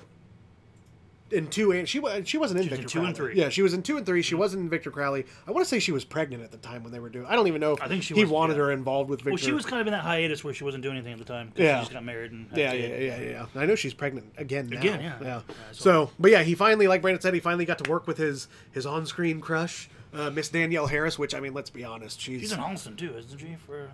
She does make a because she plays the she plays some crazy ass woman. Yeah, but yeah, he got to work with her, which is cool because I mean, let's be honest, everybody's in love with Danielle Harris. I know I am. I watched Hatchet for the first time this week. Yeah, Danielle, I was just telling Brandon earlier that you get the fuck out with your Crocs. Like how you walked out with 6 of the Wrong Turn movies. You're talking about how you walk in the stores and look for movies. She's just referencing how you bought the 6. Yeah, I mean, I'd seen Wrong Turn before, but then I saw the collection of Wrong Turn at Walmart, and I was like, oh my god, I fucking need this. So I grabbed it because it was a good price. Only seen the first Hatchet. Off to Hawaii time dinner. And what? Off to Hawaii time dinner. And gone. I think she's making dinner. Gone hatch tonight. Okay, Hannah. Drink some more wine. Some more wine. She's like, this recipe calls for a little here, a little here. God. Hannah, I know you got to go make dinner because it's about midnight now, so I know it's about that time. So thanks for tuning in. I will see you hopefully on the next episode. Best kill was when the dude got decapitated, but his body kept. Oh man, I know. That was one of the ones that I wanted to mention about. That's the moment I knew I'd be an Adam Green fan. Yeah, there's at one point where this dude is banging this chick, doggy style, and Victor Crowley comes up behind him, chops his head off. And it's like chicken with his head cut off. He just starts gyrating, and she's all mad, like, plowing the shit out of this girl. Yeah, and then she gets all pissed off. God damn. Oh my god, his movies are nuts. Some wonderful things in there. They really are. They really, really are. And Victor Crowley, I know that we were talking about cameos. Victor Crowley, the fourth one, it's got a lot of people in it too. It's we never even mentioned Tony Todd. Oh, I want to talk about Scary Sleepover too. Never even mentioned Tony Todd. Tony Todd is also has a cameo in the first 2. But in Victor Crowley, you've got people. I don't know if anybody watches Impractical Jokers, but Brian Quinn from Impractical Jokers. I'm gonna all over your back. Get you a vomit rag on your shoulder. Hannah said, "Fuck you guys." She says that a lot. Yeah. I love it. But Victor Crowley, Brian Quinn from Impractical Jokers, which he was great in that movie. Do you watch Impractical Jokers? Danielle doesn't. She's never heard of it before. I couldn't believe it. Get your shit together, Danielle. My dad loves that show. It's I went to the live show last December. Did he? I wanted to so bad. But Brian Quinn is in it. Oh man, I wanted to bring my I Survivor book too, but I completely left it. Yeah. Anyway, Brian Quinn is in it. Felissa Rose, Laura Ortiz, who is from the Hills Have Eyes. Also, you can see her in Holliston. She's my favorite character in Holliston. I fucking love Laura Ortiz. Perry Shin, huh? I know. thought Perry Shin's in all 4 Hatchet movies. Perry Shin is in He's all a different 4. character every time. Except 3 and 3 and Yeah. Victor Crowley, he plays the same character, but he's in every single Hatchet movie, but he plays a different character, and it's it's hilarious. But yeah. And when we went up to Indianapolis last year to meet Adam and see Victor Crowley, they had a tour exclusive book because I'm not going to give anything away for Victor Crowley because I know Danielle hasn't seen it, but essentially, in part 3, Perry Shen's character, Andrew Yong, is a paramedic, and he survives. And in part 4, he writes a tell-all autobiography type book or whatever called I Survivor. And it's basically a get-rich-quick, trying to make money off of the tragedy of everybody else that died at Victor Crowley's hands. So on the tour, they had a tour-exclusive book that you could buy a hardcover copy of the book, and it's an actual book, really written. I remember Adam even made the joke, like, it's going to be funny in 20 years when this pops up at a used bookstore and people read this and are like, what the fuck is this? Yeah, but I mean, it's this like happened? Yeah, this happened? But it's like a tell-all book from the character Andrew Yong, tell all of how he survived Victor Crowley's wrath or whatever. And I ended up getting it, and it took almost a year, but I finally got it last month. It came autographed by both of them, right? No, not Perry Shen, but it was autographed by Adam Green, and then the actual author of the book. But yeah, I mean, I got that. I wanted to bring it with me tonight, but I completely slipped my mind and I left without it. But yeah, Victor Crowley. It's got a lot of people in it too. Felissa Rose, Laura Ortiz. Like I said, Brian Quinn. Brian Quinn, yeah. Yeah. Oh my God. And who? There was somebody else. I can't remember who. But anyway, Tyler Mane isn't the that's right. Tyler Mane even makes it. Like I said, he gets cameos from pretty much everybody there is in the horror indie horror. And they cameo kind of cross film too, because in Hatchet 2, the girl from Frozen is in like a news clip. Yeah. And the guy, what's his name from Frozen? Not the douchey looking one, but the one, you know which one I'm talking about? What the hell's his name? Not the guy that jumped out of the thing and broke his legs, but the other guy that played Joe Lynch. Yeah, that guy. Yeah, he's the one that got his face cut off in part 2 too. Oh, okay. Yeah. All right. But yeah, I mean, it's cool how he kind of reuses the same people. And he uses like Kane Hodder as like a ton. But yeah, I mean, Kane Hodder is in. I love Kane Hodder. I do too. I think he's made at least a cameo in just about everything Adam's done, I believe. But yeah, Kane Hodder, he plays Victor Crowley himself, and then also in the first one he plays I guess you can say he makes a cameo as the father. Yeah, as Victor's father. Senor Crowley. Senor Crowley. This looks like a scary sleepover. Don't you use me as an excuse. I look up spoilers anyways. You're forgetting about the #1 cameo, Kane Hodder's neck. I just talked about him. Get a new phone, Rob. Yeah. But yeah, Hatchet, if people that are watching, if you haven't seen Hatchet or anything in that series, check it out, because those movies are they're not only good quality movies, but they're just fun. They are fun fucking movies to watch, man. Popcorn to your friends, like, that's awesome. Yeah. Victor Crowley was Hatchet 4. Yeah. I think they're going to make another one. They've announced they're going to keep going. I hope they do. I really, really do. True or what that came from, but I did read something about how they're going to continue. Yeah. Why not? I know, man. I really hope they do, because I love the Hatchet movies. I really, really do. They're just so much fun, and they're just so... Adam, if you're watching, pick me. Yeah. That's right. I'll DP Hatchet 5. Yeah. After I DP Brandon. Hi, Dad. Brandon's dad, that was a joke about me fucking Brandon in the ass. It's a Serbian film all over again. How dare I bring that up? How dare you bring up Serbian film on this show? I gotta text him, like, don't watch that show. Oh, God. So, yeah, moving on. You're ruining my career. Or my family relationship, one of the two. This show is about heckling people. Like I have a career. So, yeah, we're going to move on. Frozen. Frozen. Frozen is another great movie. Danielle, I want to say that I made her watch it, or she did watch it on her own, but I can't remember. Frozen is another really good movie from Adam. It's...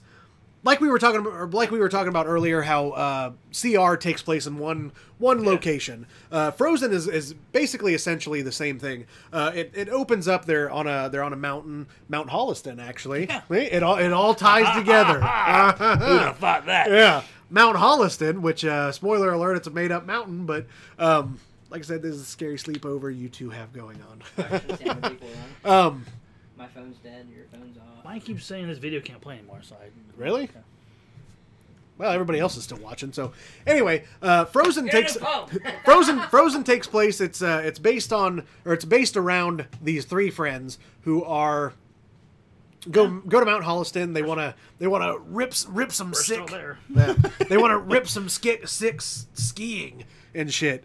I think I've seen it, but not really sure. But yeah, they want to go skiing on Mount Holliston. So the mountains get ready to close. There's a bad storm coming in. Mountains get ready to close. They end up bribing the ski lift operator into letting them go up and do one more run. One more sick run. Yeah, one more sick run down Mount Holliston. So he lets them go up. He ends up getting pulled away, and then his replacement comes in, and he tells him, "Oh yeah, there's 3 more coming down, so don't shut it down until they get back." So he leaves. The new ski lift operator sees 3 different people come down, and then he's like, "Oh, well, that's all it. That's it. So we'll shut the lift down." So, like I said, the movie takes place mainly, for the most part of the movie, these 3 friends on this ski lift in the blistering ass cold. Stuck in... Yeah. Way in... And that is terrifying. Way in the sky. That's terrifying by itself. I think that's why I've drawn to it so much, because my creative writing is really one location writing, so I think that movie being just on a ski lift in the middle of nowhere I think is why I'm drawn to it. It's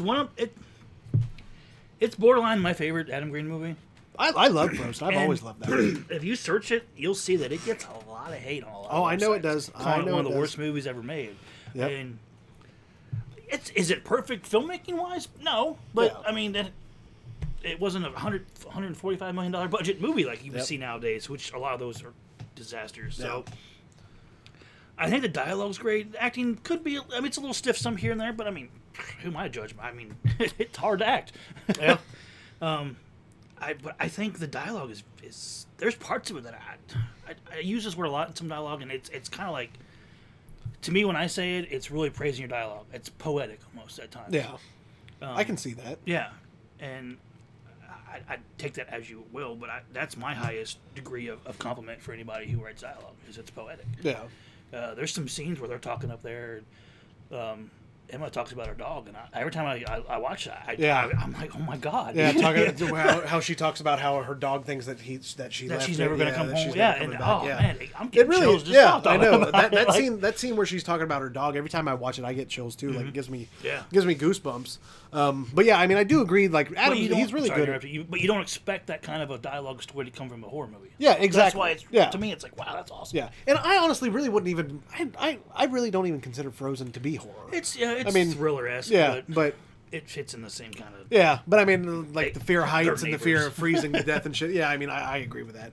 But yeah, Frozen, it's another really great movie that takes place mainly, for the most part, on a ski lift. These 3 friends on a ski lift in the blistering cold, and the mountain is shut down. Like I said, a storm is coming through. They shut the mountain down for, I don't think it's going to open up for like another week or 2. No, it's Friday, so it won't open until Monday. Yeah. So they're gonna be stuck on this ski lift in the blistering cold for the next 2 or 3 days. And it's really for the limited effects in the movie, they're pretty solid. Yeah, I know your favorite one. Oh God! Oh man! I've said time and time again on this show that when it comes to bones breaking and popping out of the skin, I thought it was her hand on the. I do. That is a good. That is. I thought you were making a joke about how I get queasy when bones pop out, which is a good one. Yeah, that is a good one, and it's fucking gross. I mean, spoiler alert: when her hand freezes to the gate, she rips it off. It's man. And then when she gets that little bit of frostbite on her face, and she goes to scratch and it just peels it away. I'm like, oh my God, no, no. But yeah, Frozen, definitely check Frozen out. I know that it's on. I think you can watch it for free on Amazon Prime. But it's another excellent addition to Adam's contributions to the genre. It's just such a good fucking movie. I do. I love it. I love Kane's little cameo. I know. Driving the snow machine, and they're all throwing shit down like. He's like leaning over, and it's falling to the wind or in front of him. And, like I say, Kane pretty much makes an appearance in just about every single Adam Green venture there is. Like anything that Adam's done, to my knowledge, I want to, because he was in Digging Up the Marrow. Well, starting with Hatchet, anything beforehand, I don't think so. But yeah. But I mean, anything like post Hatchet. Like he's been in Hatchet. I know he had a cameo in Holliston. He might have. I think he had. Oh, the Holliston cameo. Oh my God, it's so good. Digging the Mario one, I love. Yeah, Digging Up the Marrow. He's got a cameo in that. God, I love that movie too. And his episode of Scary Sleepover is really good too. My favorite one is definitely. I don't think there's a bad episode of Scary Sleepover. I don't think there is either, but Tony Todd's and I'd say Tony Todd. Tony Todd's is. We'll get to that. Let's. Anyway, moving on. We'll get back to Scary Sleepover. As much as Daniel thinks this is one. You ain't seen Scary yet. Yeah, I sent Danielle a link to Tony Todd's episode of Scary Sleepover. I don't know if she watched it yet or not, but it's so good. But yeah, anyway, Frozen.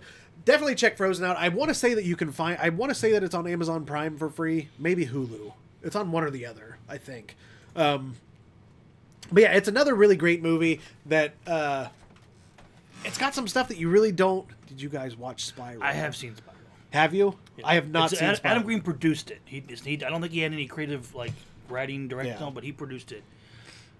Oh no, I have not seen Spiral. I forgive me. I made a correction. Spiral is one of the movies he's worked on that I've not had a chance to see. Now, Grace is the one that he produced that I've seen. Oh yeah, great. He's got all of these. He's got Spiral, Grace, and Coffee and Donuts. I believe is what it's called on Aeroscope's website that you can buy too. Okay, because Coffee and Donuts was lost. Coffee and Donuts was something that he did not release. I'm almost positive. I'm almost positive that that's on there. I might be wrong. I know Grace and Spiral are. Spiral I've not seen. I know. I want to say we're praising the guy the movie I missed of his, but I've seen all but Spiral and Coffee and Donuts because Coffee and Donuts was his very first picture. Yeah. That I understand was kind of just lost and no one ever. And I didn't know this until the other day, but apparently Coffee and Donuts was Holliston is basically the show of that. Yeah, is the show of Coffee and Donuts. I was reading something that a lot of the jokes and stuff that they made in Coffee and Donuts they reused for Holliston and just made an entire show, which is really cool. Mm-hmm. But no, Rob, I've seen Spiral. I have seen Grace. Grace is a movie he'd produced.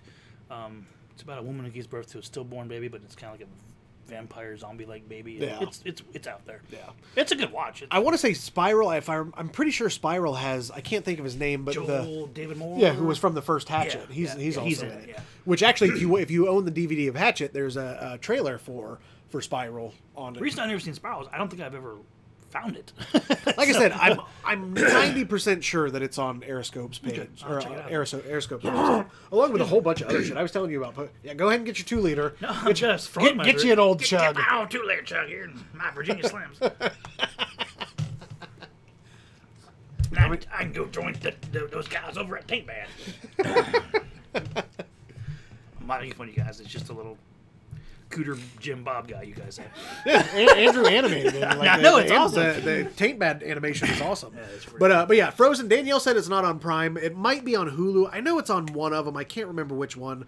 I know I've seen it on there. But yeah, Frozen. Check out Frozen 2 because that's another really good addition to his catalog.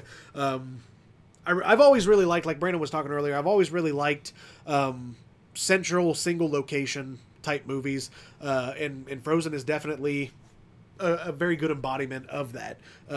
He does a very good job because I mean, you think 3 people on a ski lift, how exciting can that be? But he does such a good job of maintaining suspense and, like he said earlier, the dialogue, maintaining suspense and just the fear of being out there freezing to death for who knows how long, 3 days, wolves circling. It's just such a great, fantastic movie. I must not. Danielle, what movie are you talking about? I remember this movie. Frozen. Oh, you're talking about Frozen. Okay. Yeah. So yeah, definitely check out Frozen. It's another really, really great movie. So you're good. He understands my humor. He gets me. So yeah, Taste of movies is fucking terrible, Danielle. Would you look at that? Every single tiny proof we got playing Ralph together from Taint Bad Production Company, right there in the comments. Right there I in don't the even know when he has time to do anything, because he always making stuff. Well, I hope you have a fun time there, Rob. You Taint Bad. Must have missed seeing Cooter Brown when my phone lost signal at work. Yeah, Steven, we had the Stephen Hodke Cooter Brown one playing too. Yeah, yeah. All right, so moving on, we're going to talk about. You want to talk about digging up the marrow next? Digging up the marrow. Digging up the marrow. I know that I talked about this one when I did the found footage. We won't go long on it, I guess. Yeah, we won't go long on digging up the marrow because I know I talked a lot about it when I did the found footage episode. Digging up the marrow is Adam's attempt at found footage, like documentary style found footage. It's got what's his name? Ray Weiss. Yeah, Ray Weiss. Ray Weiss is in it. Adam Green stars in it. Will Barrett, who is a longtime friend of Adam's, who does a lot of his cinematography work for, I think, every movie except Frozen. I don't think he was on Frozen. I think it was. Or am I wrong? That or Hatchet 3. One or the Will Barrett directed Hatchet 3. I don't know. There was one movie he missed. I know we know that. Yeah, there's one movie that Will Barrett missed, but but any other thing that Adam has done, Will Barrett has always been his right hand man and done the cinematography for. So Will Barrett also is also in the movie. He plays himself. Adam and Will both play themselves. Ray Weiss plays a very strange, odd individual who claims that he has found this hole in the earth where all of the decrepits and the mutants and the freaks of society have kind of moved into to get away from the shittiness of the surface. Their own Hogsworth. Yeah, their own Hogsworth. That's a good way to put it. I like it. So yeah, it's another really great movie. I want to say I'm pretty sure I made Danielle watch. I don't know. I could be wrong. Says it's her favorite. Oh yeah, that's right. Yeah. That it's she's talking about. Yeah, no. She might be talking about Tiny Prue making fun of her. I don't know what she's talking about. But. No. I remember she texted me and she said that she did find it and she watched it. So I know that she liked it a lot. I think I recall like Adam was at a convention and some guy handed him this book with all these crazy drawings. Yeah, that's what it was. Like it was somewhat kind of. And he was like, "I want to use these in something." Yeah. So that's how like the story it was got a comic book, right? Which the guy who gave him that book and showed him all those stuff, he makes a cameo in the movie as well as one of the people that he interviewed or whatever. Mm-hmm. I can't think of his name. Yeah, I can't. But I remember that. So that got like the gears rolling. Like, oh, I need to make this. And, And creatures look awesome. The creatures are fucking insane. That's another. And I love creatures. From being a kid, that's what got me into horror movies was creatures, monsters. Yep. I knew they were fake, but I loved. Oh yeah, dude. Seeing them on TV and now they. Yep. I know I know we were talking about the jump scares. Or like Digging Up the Marrow has some really good jump scares in it. The one that usually almost always gets me is when the very first one where they're like, "No, don't turn on the light." Twice. Yeah, don't turn on the light. I gotta turn on the light. No, don't turn on the light. He turns on the light. He's just like fucking right there. It's like holy fucking shit. Yeah, it gets me and every what's single great time. is like in the movie they're showing this footage to Kane Hodder. Yeah. And spoiler alert, but Kane's like. Oh, that's a nice job, guys. Yeah, how'd you do that? How'd you do that? That's great special effects. Special effect. They're like, no, it's fucking real. It's so good that they play themselves playing characters of themselves. Like, I mean, it's just a really fantastic movie. And I love found footage anyway. Everybody knows I love found footage. So to mix not only Adam or found footage, but with Adam Green on top of creatures, because I'm a big fan of creatures too. All of those different elements into one movie. Oh my god, and I have to agree with Danielle that it is definitely probably It definitely ranks up there. Close second. I think just Frozen. They might be on the same tier now. Yeah. The Blu-ray extras on Digging they're phenomenal. Like all those monsters were just real. I couldn't even that little one like across the ground. Like, I know, totally real. And I'm like, that is amazing. And yeah, I mean, if I remember right, I own the Blu-ray. If I remember right, I think they have like a little featurette of how they made some of that. There's a few featurettes in there. They're so good. Yeah, and there's one creature in particular that I really liked. It was the one where, as they were backing away from the marrow, sack. he had the sack and he pulled it off. Yeah, and then the legs came up. Oh my god, man, it's so nuts, so fucking good. It's fantastic. Yeah.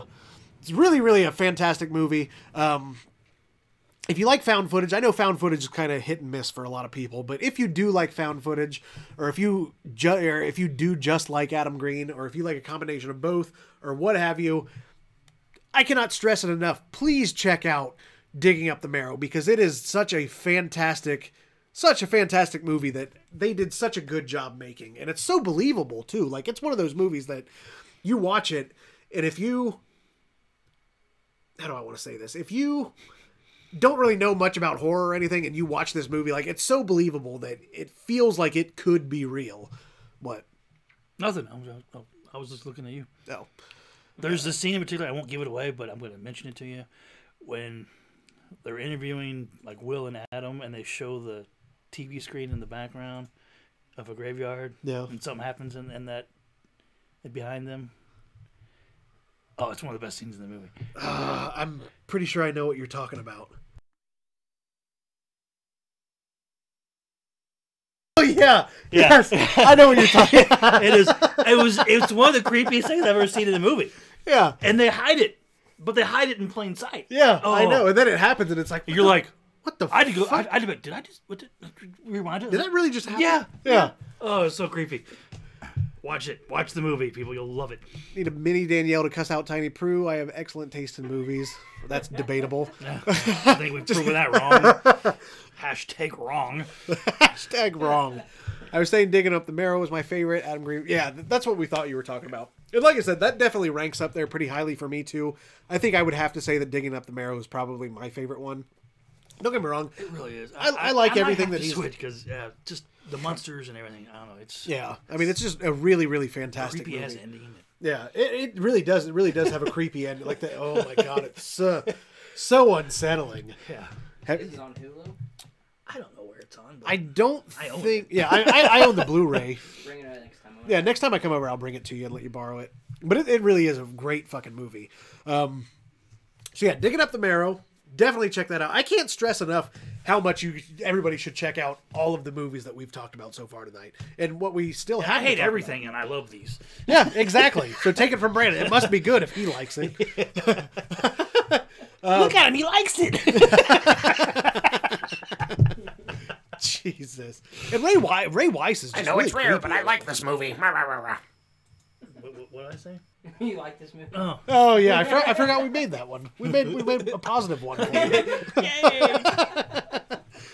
So should we roll into Holliston? Yes, I want to talk about Holliston. Actually, let's talk Scary Sleepover for a minute. Okay. Real Scary quick first. Sleepover.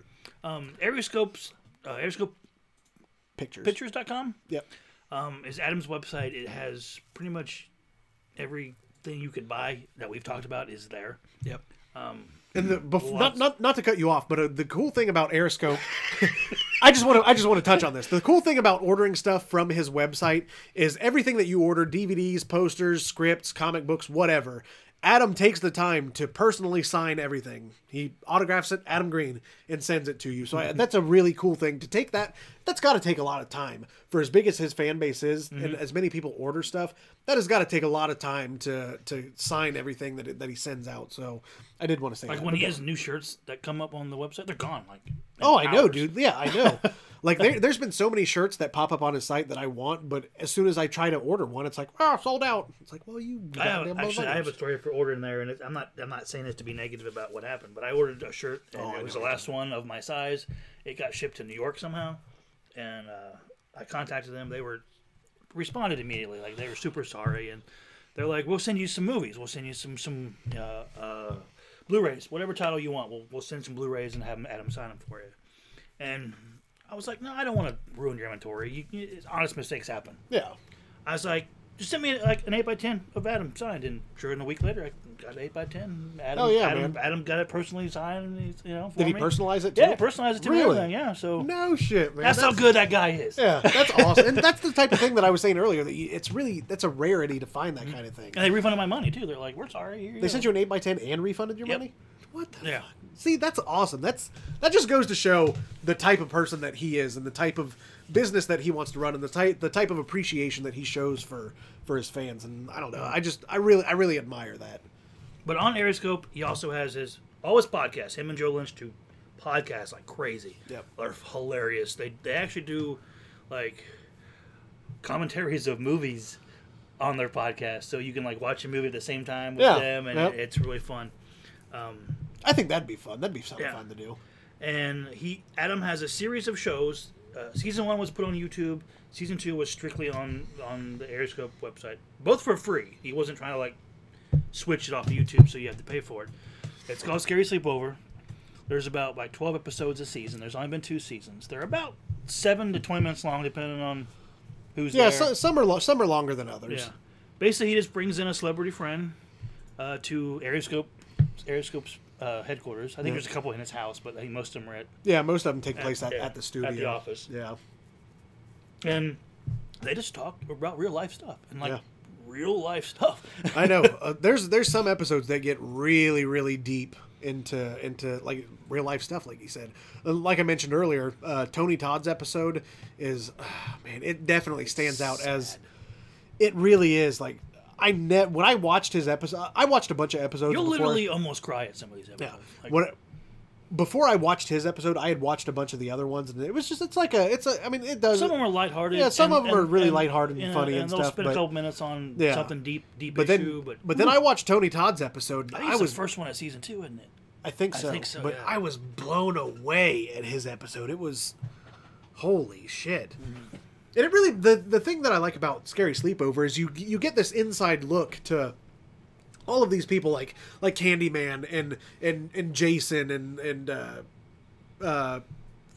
Captain Spaulding and shit. Like, the people who play these characters, who you recognize them as these brutal killing machines, it really gives you an inside look into the people behind the mask. And that's what I like about it so much, is it feels like after you watch an episode, it feels like you personally know them a little bit better. Yeah. And they're just so good. I can't talk highly enough about Scary Sleepover. They're just, he's had everybody from Kane Hodder, Sid Haig, Felissa Rose was on an episode. I want to say Danielle Harris had an episode. Tony Todd, Bill Moseley. Yeah. Everybody that you can think of that has been in...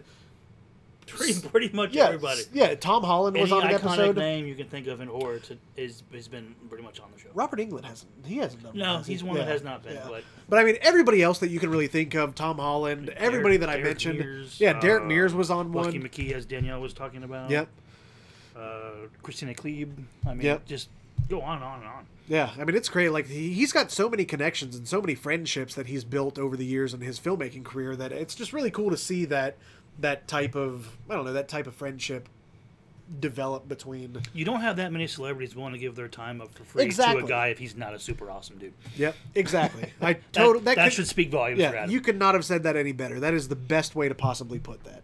I mean, that just, like I said, that just goes to show the type of person that he is. To like Brandon just said, to have all of these celebrities that are willing to take time out of their day to go to his studio and hang out and shoot a 20 or 30 minute episode of a show called Scary Sleepover. You know what I mean? And it's really cool because I don't know. I doubt they actually spend the night there, but they come with pajamas and they put pajamas on and they watch movies. And just it's just a really fun, lighthearted, good show. And like we said, there are some episodes that are a lot more serious than others. Tony Todd's I cannot recommend enough. Please, for the love of God, if you like Adam Green or you like Tony Todd, Candyman, check out Scary Sleepover, Tony Todd's episode. The very first episode is Kane Hodder. Yeah, and I'm gonna tell part of it because I think it's give you kind of the tone of the show. Is they're getting in their PJs and they're getting to watch a movie, and Adam's like, "Do you want to watch Friday the 13th Part 7? Yes, or Hatchet?" Because obviously Kane was Jason in 7, and he plays Victor Crowley in Hatchet. Yep. And Kane's like, "Well, I don't know. I got my start in this film, but I'm really known for being Victor Crowley in Hatchet." So and Adam keeps like pushing Hatchet like more toward him. Yeah. And Kane's like, "I really want to watch Friday 7."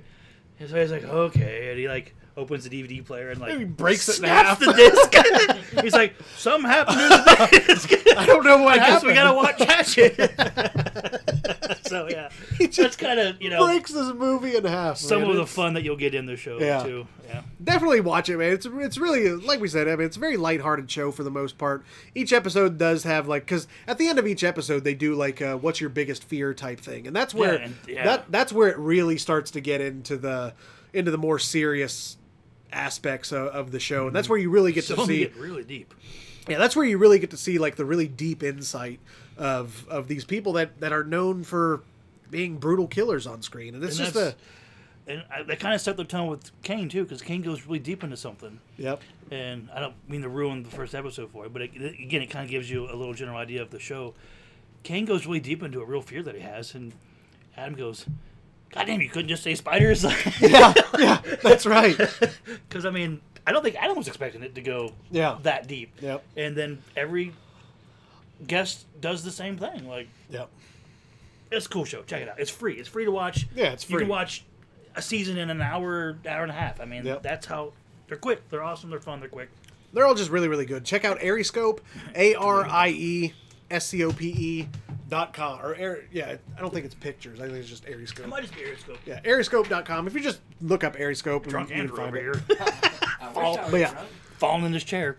Definitely check out Scary Sleepover. He has some other free shows on there that I have not yet checked out. Like one of them's like 20 seconds or something. 20 seconds to die. Yeah, 20. Yeah. Haven't seen it yet. I'll check it out though. Yeah. I'm gonna interrupt before we go into Austin. The last 2 years he's done that 48-hour podcast, which is really cool. Him and David Lynch stay awake for 48 straight hours doing a podcast. Who's laughing at me? Danielle, and now a word from our sponsor, Holliston. He does this God damn it. 40-hour podcast. He brings in celebrities again, which again he has to be some nice guy to have these people break their time and come see him. Yeah, exactly. He stays awake the whole time. He raises money for Yorkies to save the Yorkies. Yeah. So, which he has a little dog, Little Arwen, who's a Yorkie. It's goddamn adorable. Yeah, you can even go to the Ariescope website and donate like $5 for, to feed Arwen a treat. Yeah. But it's a cool podcast. I actually listened to almost about 40 hours of it last year. Even when I went to bed, I had it on, and I find myself staying awake just listening to it. Yeah. He'll do film commentaries and stuff again, and just.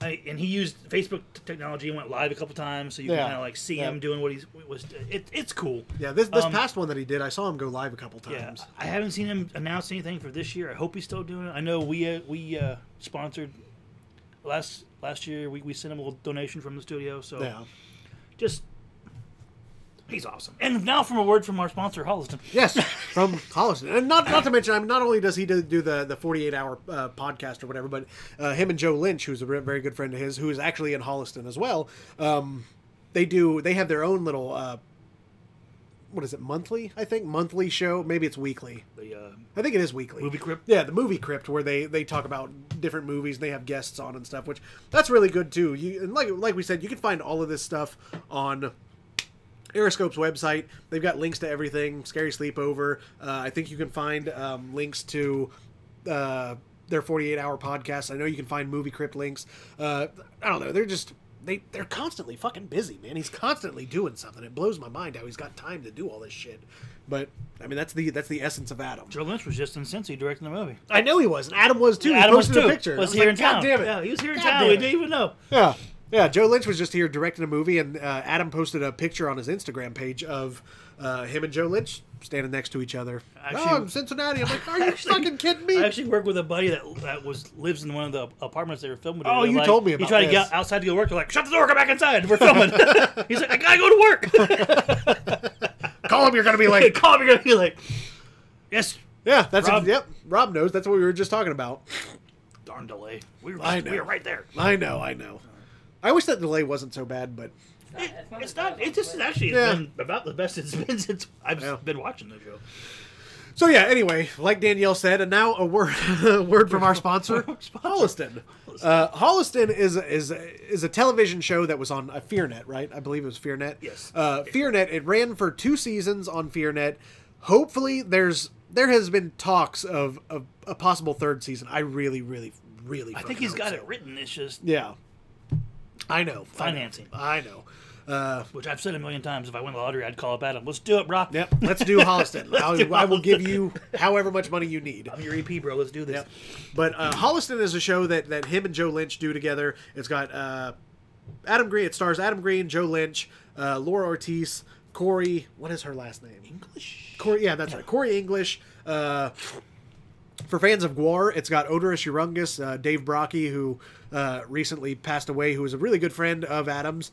Dave Brocky is in it, who plays himself, who plays his Gwar character, Odorous Urungus, who is kind of Adam's closet life advice giver. Yeah. He lives in his closet and he comes out and just gives life no one can advice. see him but Adam. Yeah, nobody can It's see like him his except imaginary Adam. friend guy. Yeah, basically, essentially. But it's got all of them. A lot of cameos have been made in Holliston. Derek Mears, I know, played a cop in one episode.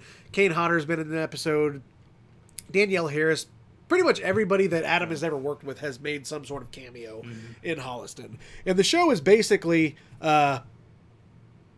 based off of, for the most part, of Adam and Joe Lynch's like rise to struggle to become filmmakers. Dee Snider too. I forgot about Dee Yeah. Snider. Dee Snider is also in it from Twisted Sister. Dee Snider, which he's Rob's like right God on damn it, Rob! Come on! As soon as we can say it, Rob's like, bam! I know. Jesus, he is on it. But yeah, it's basically Holliston is basically a television show about Joe Lynch and Adam Green getting their start. They used to. I know when Adam first started trying to get into filmmaking, he worked at a local paid cable TV like station or local something, cable yeah. TV station or something, and he would quote unquote borrow film equipment to go and shoot his projects and then return it in the next day before anybody realized that it was gone. And that's basically what the show is about. It's about Joe Lynch and Adam Green living in a shitty apartment trying to become filmmakers. What's the cat's name? I forgot. Sid Haig stole the cat. There's an episode of Scary Sleepover where Sid Haig was on an episode of Holliston, and they have this animatronic cat that It is so fake. Yeah, and it is so fake. Like it's intentionally shitty looking. I can't remember the cat's and name. Sid Haig, when he was guest on the show, I gotta look it up. when he was a guest on the show, I guess afterwards, Adam was like, "Where the fuck is our cat?" Sid Haig was on an episode of Scary Sleepover however much longer later, and he's like, "I got a surprise for you." And he pulls out this shitty looking cat, and he's like, "Where the fuck did you get that?" And he's like, "Yeah, I stole it." And then at the end of Sid Haig's episode, he's getting ready to. Adam fell asleep, and Sid Haig is getting ready to leave, and he picks up the cat again and puts it in his bag and just leaves and steals it again. But yeah, I can't remember what the cat's name is. I can't hear it, and it's gonna be like, oh, I'm so stupid. But yeah, Holliston, it's a sitcom. It's a sitcom show. I personally am not really Axel. Yeah, well, there's a fucking surprise. We should have known that. Yeah. But I'm not a super huge fan of like laugh track sitcom type shows like that. He's not. There's a couple here and there that I don't mind too much, but I'm just really not a huge fan of that forced laugh when we tell you to laugh type shows. But Holliston, they do have a laugh track, but I feel like it's not as a way to tell you, oh, this is funny, so you need to laugh here. It's there to be part of the kitsch. Yeah, it's there to be, yeah, exactly. That's a very good way to put it. There to be a part of the kitsch of the show. Which kind of had me off, because I really, like, Roman had bragged about this show. And I was Yeah. like, cool, I love Adam Green, I'll watch it. And the first three episodes, I'm like, this is stupid. Yeah. Because I didn't get what he was trying to portray. And then after, there's an episode where one of them makes a reference to Dick and Balls, like 1,700 different references, like names. Yeah. And I'm like, I get this show now. Yeah. And yeah, that's when I caught in, and I fell in love with it. That's how I was. I will admit that was how I was with the first time I saw it too. Like I think Roman might have let me borrow the first season a long time ago before I bought them myself. But I tried watching the first couple episodes and I was like, I couldn't get over the laugh track thing. Like I couldn't get over it, and I just couldn't get into it because that laugh track ruined it for me. But I ended up trying it again. I ended up trying to watch it again, and once I got past those first two episodes or so, and I, like you said, I mean, really started to see like started to realize that the laugh track was just kind of there to kind of part of the kitsch, like Brandon said. I really started to get into it, and I really started to appreciate it a lot more for what it was. And the more I watched of it, the more I fell in love with it. And by the time I finished the second season, I was so fucking upset that it was over. I was so sad. Oh my God, it was... I heard the theme song the day, and I was just like, oh. Yeah. Oh, man. It was so upsetting when I finished it. And I went back and rewatched it a couple different times, man. It's just so good. I need to go to the Aeroskop and buy them. Yeah, they're so good. But the thing about Holliston, I know that I talk about it a lot on the show, but the thing about Holliston is it really caters to the horror fan. It really caters to the filmmaker. Mm-hmm. There's so many good jokes in it. It's so funny. It takes place in Adam's hometown up in Massachusetts. There's a lot of different locations from his hometown, like the diner that they eat at all the time. That's a real diner there. The bar that they go to, that's a real bar in his hometown. And it's just so good. I'm not a huge fan of laugh tracks, like I said, but if I can see past that and enjoy it as much as I do, I think anybody can. And D. Snyder and Odorous Urungus. Oh man, the quote that Odorous has. What is it? It's Odorous has, like we said, Odorous is Adam Green's imaginary friend who lives in his closet, who comes out and gives him like life advice and stuff like that. And there's that one episode where Adam's character is kind of starting to second guess his decision and trying to pursue filmmaking because he's having a lot of troubles trying to get to it, trying to get things made and everything, and he's just getting really depressed about it. And Odorous comes out, and I've got the quote right here. Odorous comes out of his closet, and they have their little bit of conversation, and he says, Odorous's line is, "Fine, sell out, get a job, a nice 9-to-5 one, sit in front of the idiot box all night and watch some stupid sitcom. All the while wondering what it might have been like if you'd hung in there for just one more day." And that is such a good quote. It's like that quote is my cover photo on Facebook because I love it so much, and it's just such a really inspiring quote. Because to be a filmmaker, filmmaking is fucking hard. I know we've had this conversation, and it's been a saying for a long time. I always said if it was easy, everyone would do it. Exactly. And that is the God's honest truth. If it was easy, everybody and their mom would do it. But it is hands down one of the hardest things I've ever had to do. And to see, and I'm sure that he's really felt like that in the past. Oh, yeah. I'm sure that a lot of the stuff in Holliston, it's deflating sometimes. Yeah, I'm sure a lot of the stuff in Holliston is probably based on real life experiences. So I know for a fact Adam has probably felt like that before. And to see somebody as successful as he is and as awesome of a person as he is to feel like that, and then to have somebody, his imaginary friend, come out and say a line like that, it's really really inspiring to hear something like that, because I know we've all felt like we've hit a wall in filmmaking. I mean, we've all felt like, fuck this shit, let's just hang it up and be done. Like, I mean, everybody has felt like that in filmmaking. Yeah, I mean, it's true. I mean, it's true. I mean, the last month I've kind of been struggling with some lack of motivation. So yeah. like, it's there, it happens to you, Yeah. you know. So I don't know, just to hear that line and hear him and hear somebody like Adam being told a line like that and a quote like that. I mean, it's just really, really inspiring. And I don't know, that line really hit home for me a lot. So I don't know. I think that's probably my favorite line from the entire show.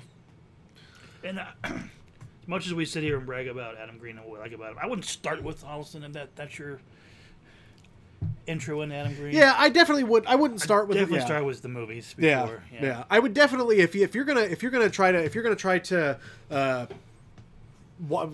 delve into Adam Green's history and his as a filmmaker and the things that he's put out.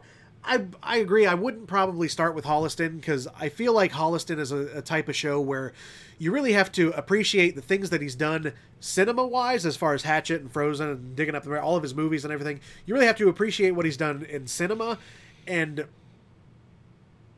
really look into how he is as a person. Like, watch interviews with him, watch Scary Sleepover, really get a feel for who he is as a person before you dive into Holliston. Because I'll admit, Holliston probably isn't going to be for everybody. The laugh track really kind of ruined it for me at first, but I really grew to love it. But the laugh track kind of ruined it for me. The multi-camera setup, sitcom type setup of filming, I know that's not for everybody, so definitely start with like interviews and his earlier stuff, Hatchet and his movies and everything. And Scary Sleepover, I can't recommend Scary Sleepover enough. I'm going to talk about it forever. Start with all that before you get into Holliston. We need to call Adam. Like, can we just show Scary Sleepover on the show? Yeah, no fucking shit, man. No shit. Matter of fact, Adam, why don't you come to Andrew Moore's house and we'll do an episode of Scary Sleepover together? Yeah, exactly. So yeah, what the fuck is Holliston, D. Snyder? Yeah. So yeah, Holliston. I can't recommend it enough. Scary Sleepover with D. Snyder, you find out more about D than I never even knew about. Yeah, and that's what's crazy about D. Like, he wasn't that persona. Like, yeah. The whole crazy clothes and hair, like that wasn't him. Yeah, D. Snyder. The crazy thing about D. Snyder, he was in Twisted Sister, and you think those '80s hair bands, nothing but sex, drugs, and rock and roll. That's their fucking motto: sex, drugs, and rock and roll. Wasn't even his D. thing. Snyder is the total fucking opposite of that. Like, he does not. He doesn't drink. I don't think he's ever drank. Yeah. Never done drugs. He's been married to the same woman for most of his adult life, the last 30 or 40 years. You know what I mean? Like, he's just the total opposite of what '80s hair of what you would imagine from an '80s hair band. Punk, man. Yeah, and I mean that's really good. I mean that's a really admirable to be able to go through having all that shit thrown at you for your entire career as a rock superstar, having all of that thrown at you, laid out in front of you. Just be like, I'm good. I'm just this guy. Yeah, I just want to go on tour and go home to my wife and kids. Like that's really fucking admirable. First thing I saw by him was Hatchet. When my buddy said we were going to watch Hatchet, I thought he was talking about the book. Dude, I'm not going to lie. I fucking love the book. Hatchet, the book, and Sounder. Yeah, well, I can't think of... Where the Red Fern Grows. Yeah, Where the Red Fern Grows. Well, yeah, the book Hatchet, where he gets in the plane wreck. Airplane and Tall. Fucking love Oh, man. I just remember books we read in elementary school. Book, haha, I love Indian in the Cupboard. Lost Highway and D. Snyder. What's Lost Highway? It's a movie, I guess. That probably sucks that she's watched. D. Snyder was in another movie called... Lost Highway soundtrack was amazing, though. Strangeland. Strangeland with D. Snyder. That movie fucked me up for a long time. The handcuffs with, like, hands? It's been a long time. Maybe. I think that's your bedroom fantasy. Mary, does Andrew have handcuffs in the bedroom? With hands. I think she's with watching. hands? She's babysitting the dogs, I heard. But yeah, Strangeland with D. Snyder is another... I've never seen Lost Highway, but Strangeland with D. Snyder is fantastic. He was married to her since she was 17. Yeah, that's what I said. I mean, he's been married to the same woman for... Sarah Blaine Tall. What is that, a book? It's a little book we read in elementary school. Really? It became a TV movie. Really? I don't know what that is. You can't talk shit about me if you haven't seen Lost Highway. You can't talk shit about us when you haven't seen anything. God. Except for Teen Mom and Jersey Shore. Jersey Shore. Go drink your 2-liter and smoke a Virginia Slim. Go now, get out of here, kids. I ain't gonna tell you again. Go to the store, get me another 2-liter Coca-Cola. Teen Mom 2 is coming on. Hold on. Teen Mom 2's coming on. God damn it. Oh, God. God, I'm brutal. Jesus. So, yeah. Yes. What else did we have to talk about? Do we have something else that we wanted to show? I think we covered it pretty well. I would really fucking love to show some stuff from his stuff, but I got nothing else. I know we can't. How long have we been on? Over 2 hours. You've been on for 2 hours and 10 minutes. Damn, hell yeah. The intro is like 10 minutes anyway, bro. So we've been on for, if you count intro, we've been on for 1 hour and 15 minutes.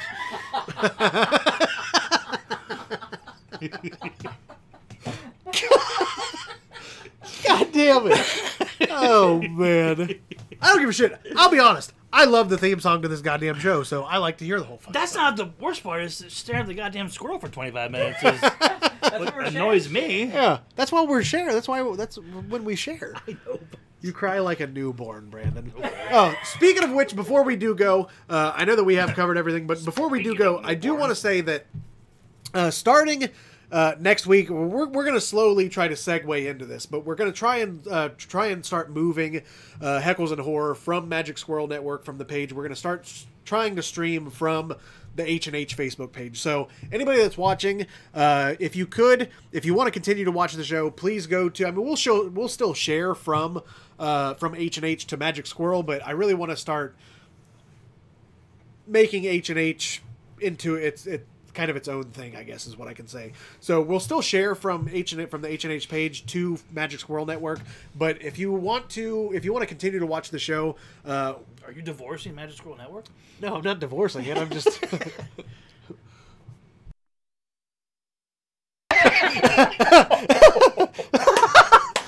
anyway, so yeah, head to the Heckles and Horror Facebook page, give it a like and a follow, and starting next week, like I said, we're going to slowly try to start moving toward streaming from the H&H page. So if you could, head to the Heckles and Horror page on Facebook, give it a like and a follow, and that's what we're going to eventually start streaming full-time from. So, I mean, like I said, we'll still share from H&H to Heckles to Magic Squirrel Network, but the mainstream will start being from Heckles and Horror Facebook page. So head to that page, give it a like and follow, and don't miss an episode. So I'm just not remembering that our last show together after Don't Fuck 2, that we had like a minute and a half of where the microphone wasn't on either. Remember that? Did we? Yeah. See, it's you. I came undone or something down here, and we didn't have sound for a little while. I remember that. See, it's you. It's your fault. It is my fault. Damn it, Brandon. You never have microphone issues ever. Yeah, never have any other microphone issues unless you're here. It's true. Get your shit together, Brandon. I'm like the gremlin for the show. The gremlin. Tear it apart. I'm on the wing. Is there a gremlin on the wing? It's me. So yeah. Anyway, that about covers everything that we wanted to talk about tonight. I was like, are you a rap god all of a sudden? You just turned into Eminem all of a sudden, man. That was awesome. You're like, oh yeah, that about covers everything that we wanted to talk about tonight. Is that better? That was awesome. I've never heard 7 words said that quickly. And I heard all of them. I'm just gonna start rapping the whole show. Everything on the show, I'm just rapping. Fuck it. Yeah. We'll because you don't like anime. We'll see how long that lasts. Anime is terrible, Danielle. I'm sorry, but it is. Anime is awesome. Are you joking? Yeah. Joking face. Oh, gotcha. So yeah, that about covers everything that we wanted to talk about tonight. Been wanting to do this episode for a long time. I appreciate everybody that tuned in and watched and stuck with me through the whole time. I know that I know a lot of people have kind of dwindled off a little bit, but I appreciate everybody, the real OGs. We had the stars tonight. Yep. We're good. Yep. I appreciate everybody that tuned in. Brandon, I appreciate you being here, as always. It's a lot of fun, man. It was fun. We always have a good time. This is only the second time, but both times have been fun. 4th time, officially, I've been on the show.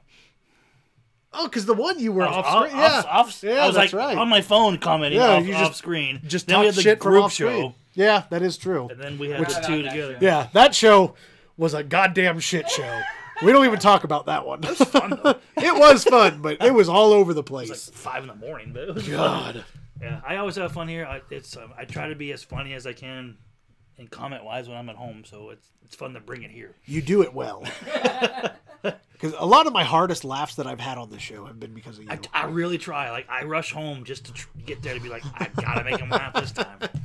Like, I'm gonna get him. Yeah. Between you and Danielle and a couple other people, like, I know Michael hasn't watched for a while. He always gets me really good too. I don't know what's up. Yeah, I don't know. What's like? I haven't seen him in a while. Heard from him in a while, but he always gets me really good too. Whenever he does tune in, he's pretty good. Yeah, I'm surprised to see him come on the night knowing I was on, but yeah. Fuck So, you, Mike. Yeah, fuck you, Michael. However you say your fucking last name, Schleich. I don't slike you for not tuning in. You fucking asshole. Go Schleich yourself. Yeah. So yeah. Anyway, Brandon, thank you for being here. As always, my off-screen counterpart, Mr. Andrew Moore. Come to the premiere, October 25th. He's usually there, Yeah, he's usually over here, but he switched over there because we got. Oh, well, I didn't even mention it. We got a new TV. Well, not new, but it's a different new. It's new to the studio. It's new to down here. It's new to the show. Works. This one actually works. And he's not going. Oh no, What's he that? does. What's that say? He's been doing that still. So yeah, October 25th, cinematic reality premiere.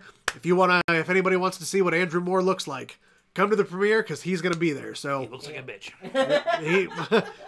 He does.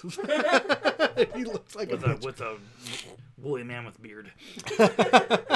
Your beard is out of control, man. Jesus. Anyway, thanks everybody for tuning in. I will see you next week. Are you homeless? We're gonna leave the show. He's gonna go back under the overpass.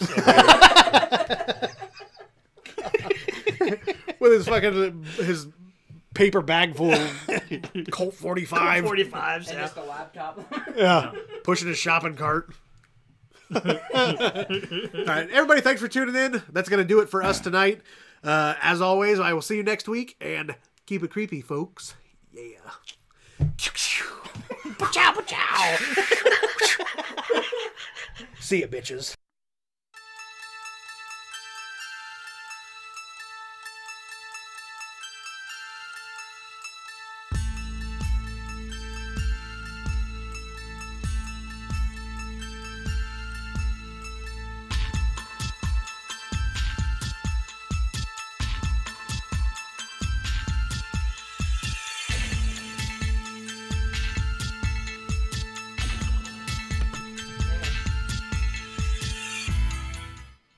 We're back. Hey, we're back. Hey, did no one mention I switched shirts 3 times? I mean, come on. We forgot to say that. We were gonna. You guys call me on the hats and the Wolverine claws, but not shirts changing. Yeah, he changed every time we cut away to a clip or something. Brandon was off changing a shirt to come back to something new. So thanks for loving me. Yeah. Appreciate it. Good night. Way to be observant, fuckers. See ya. The squirrel was magic.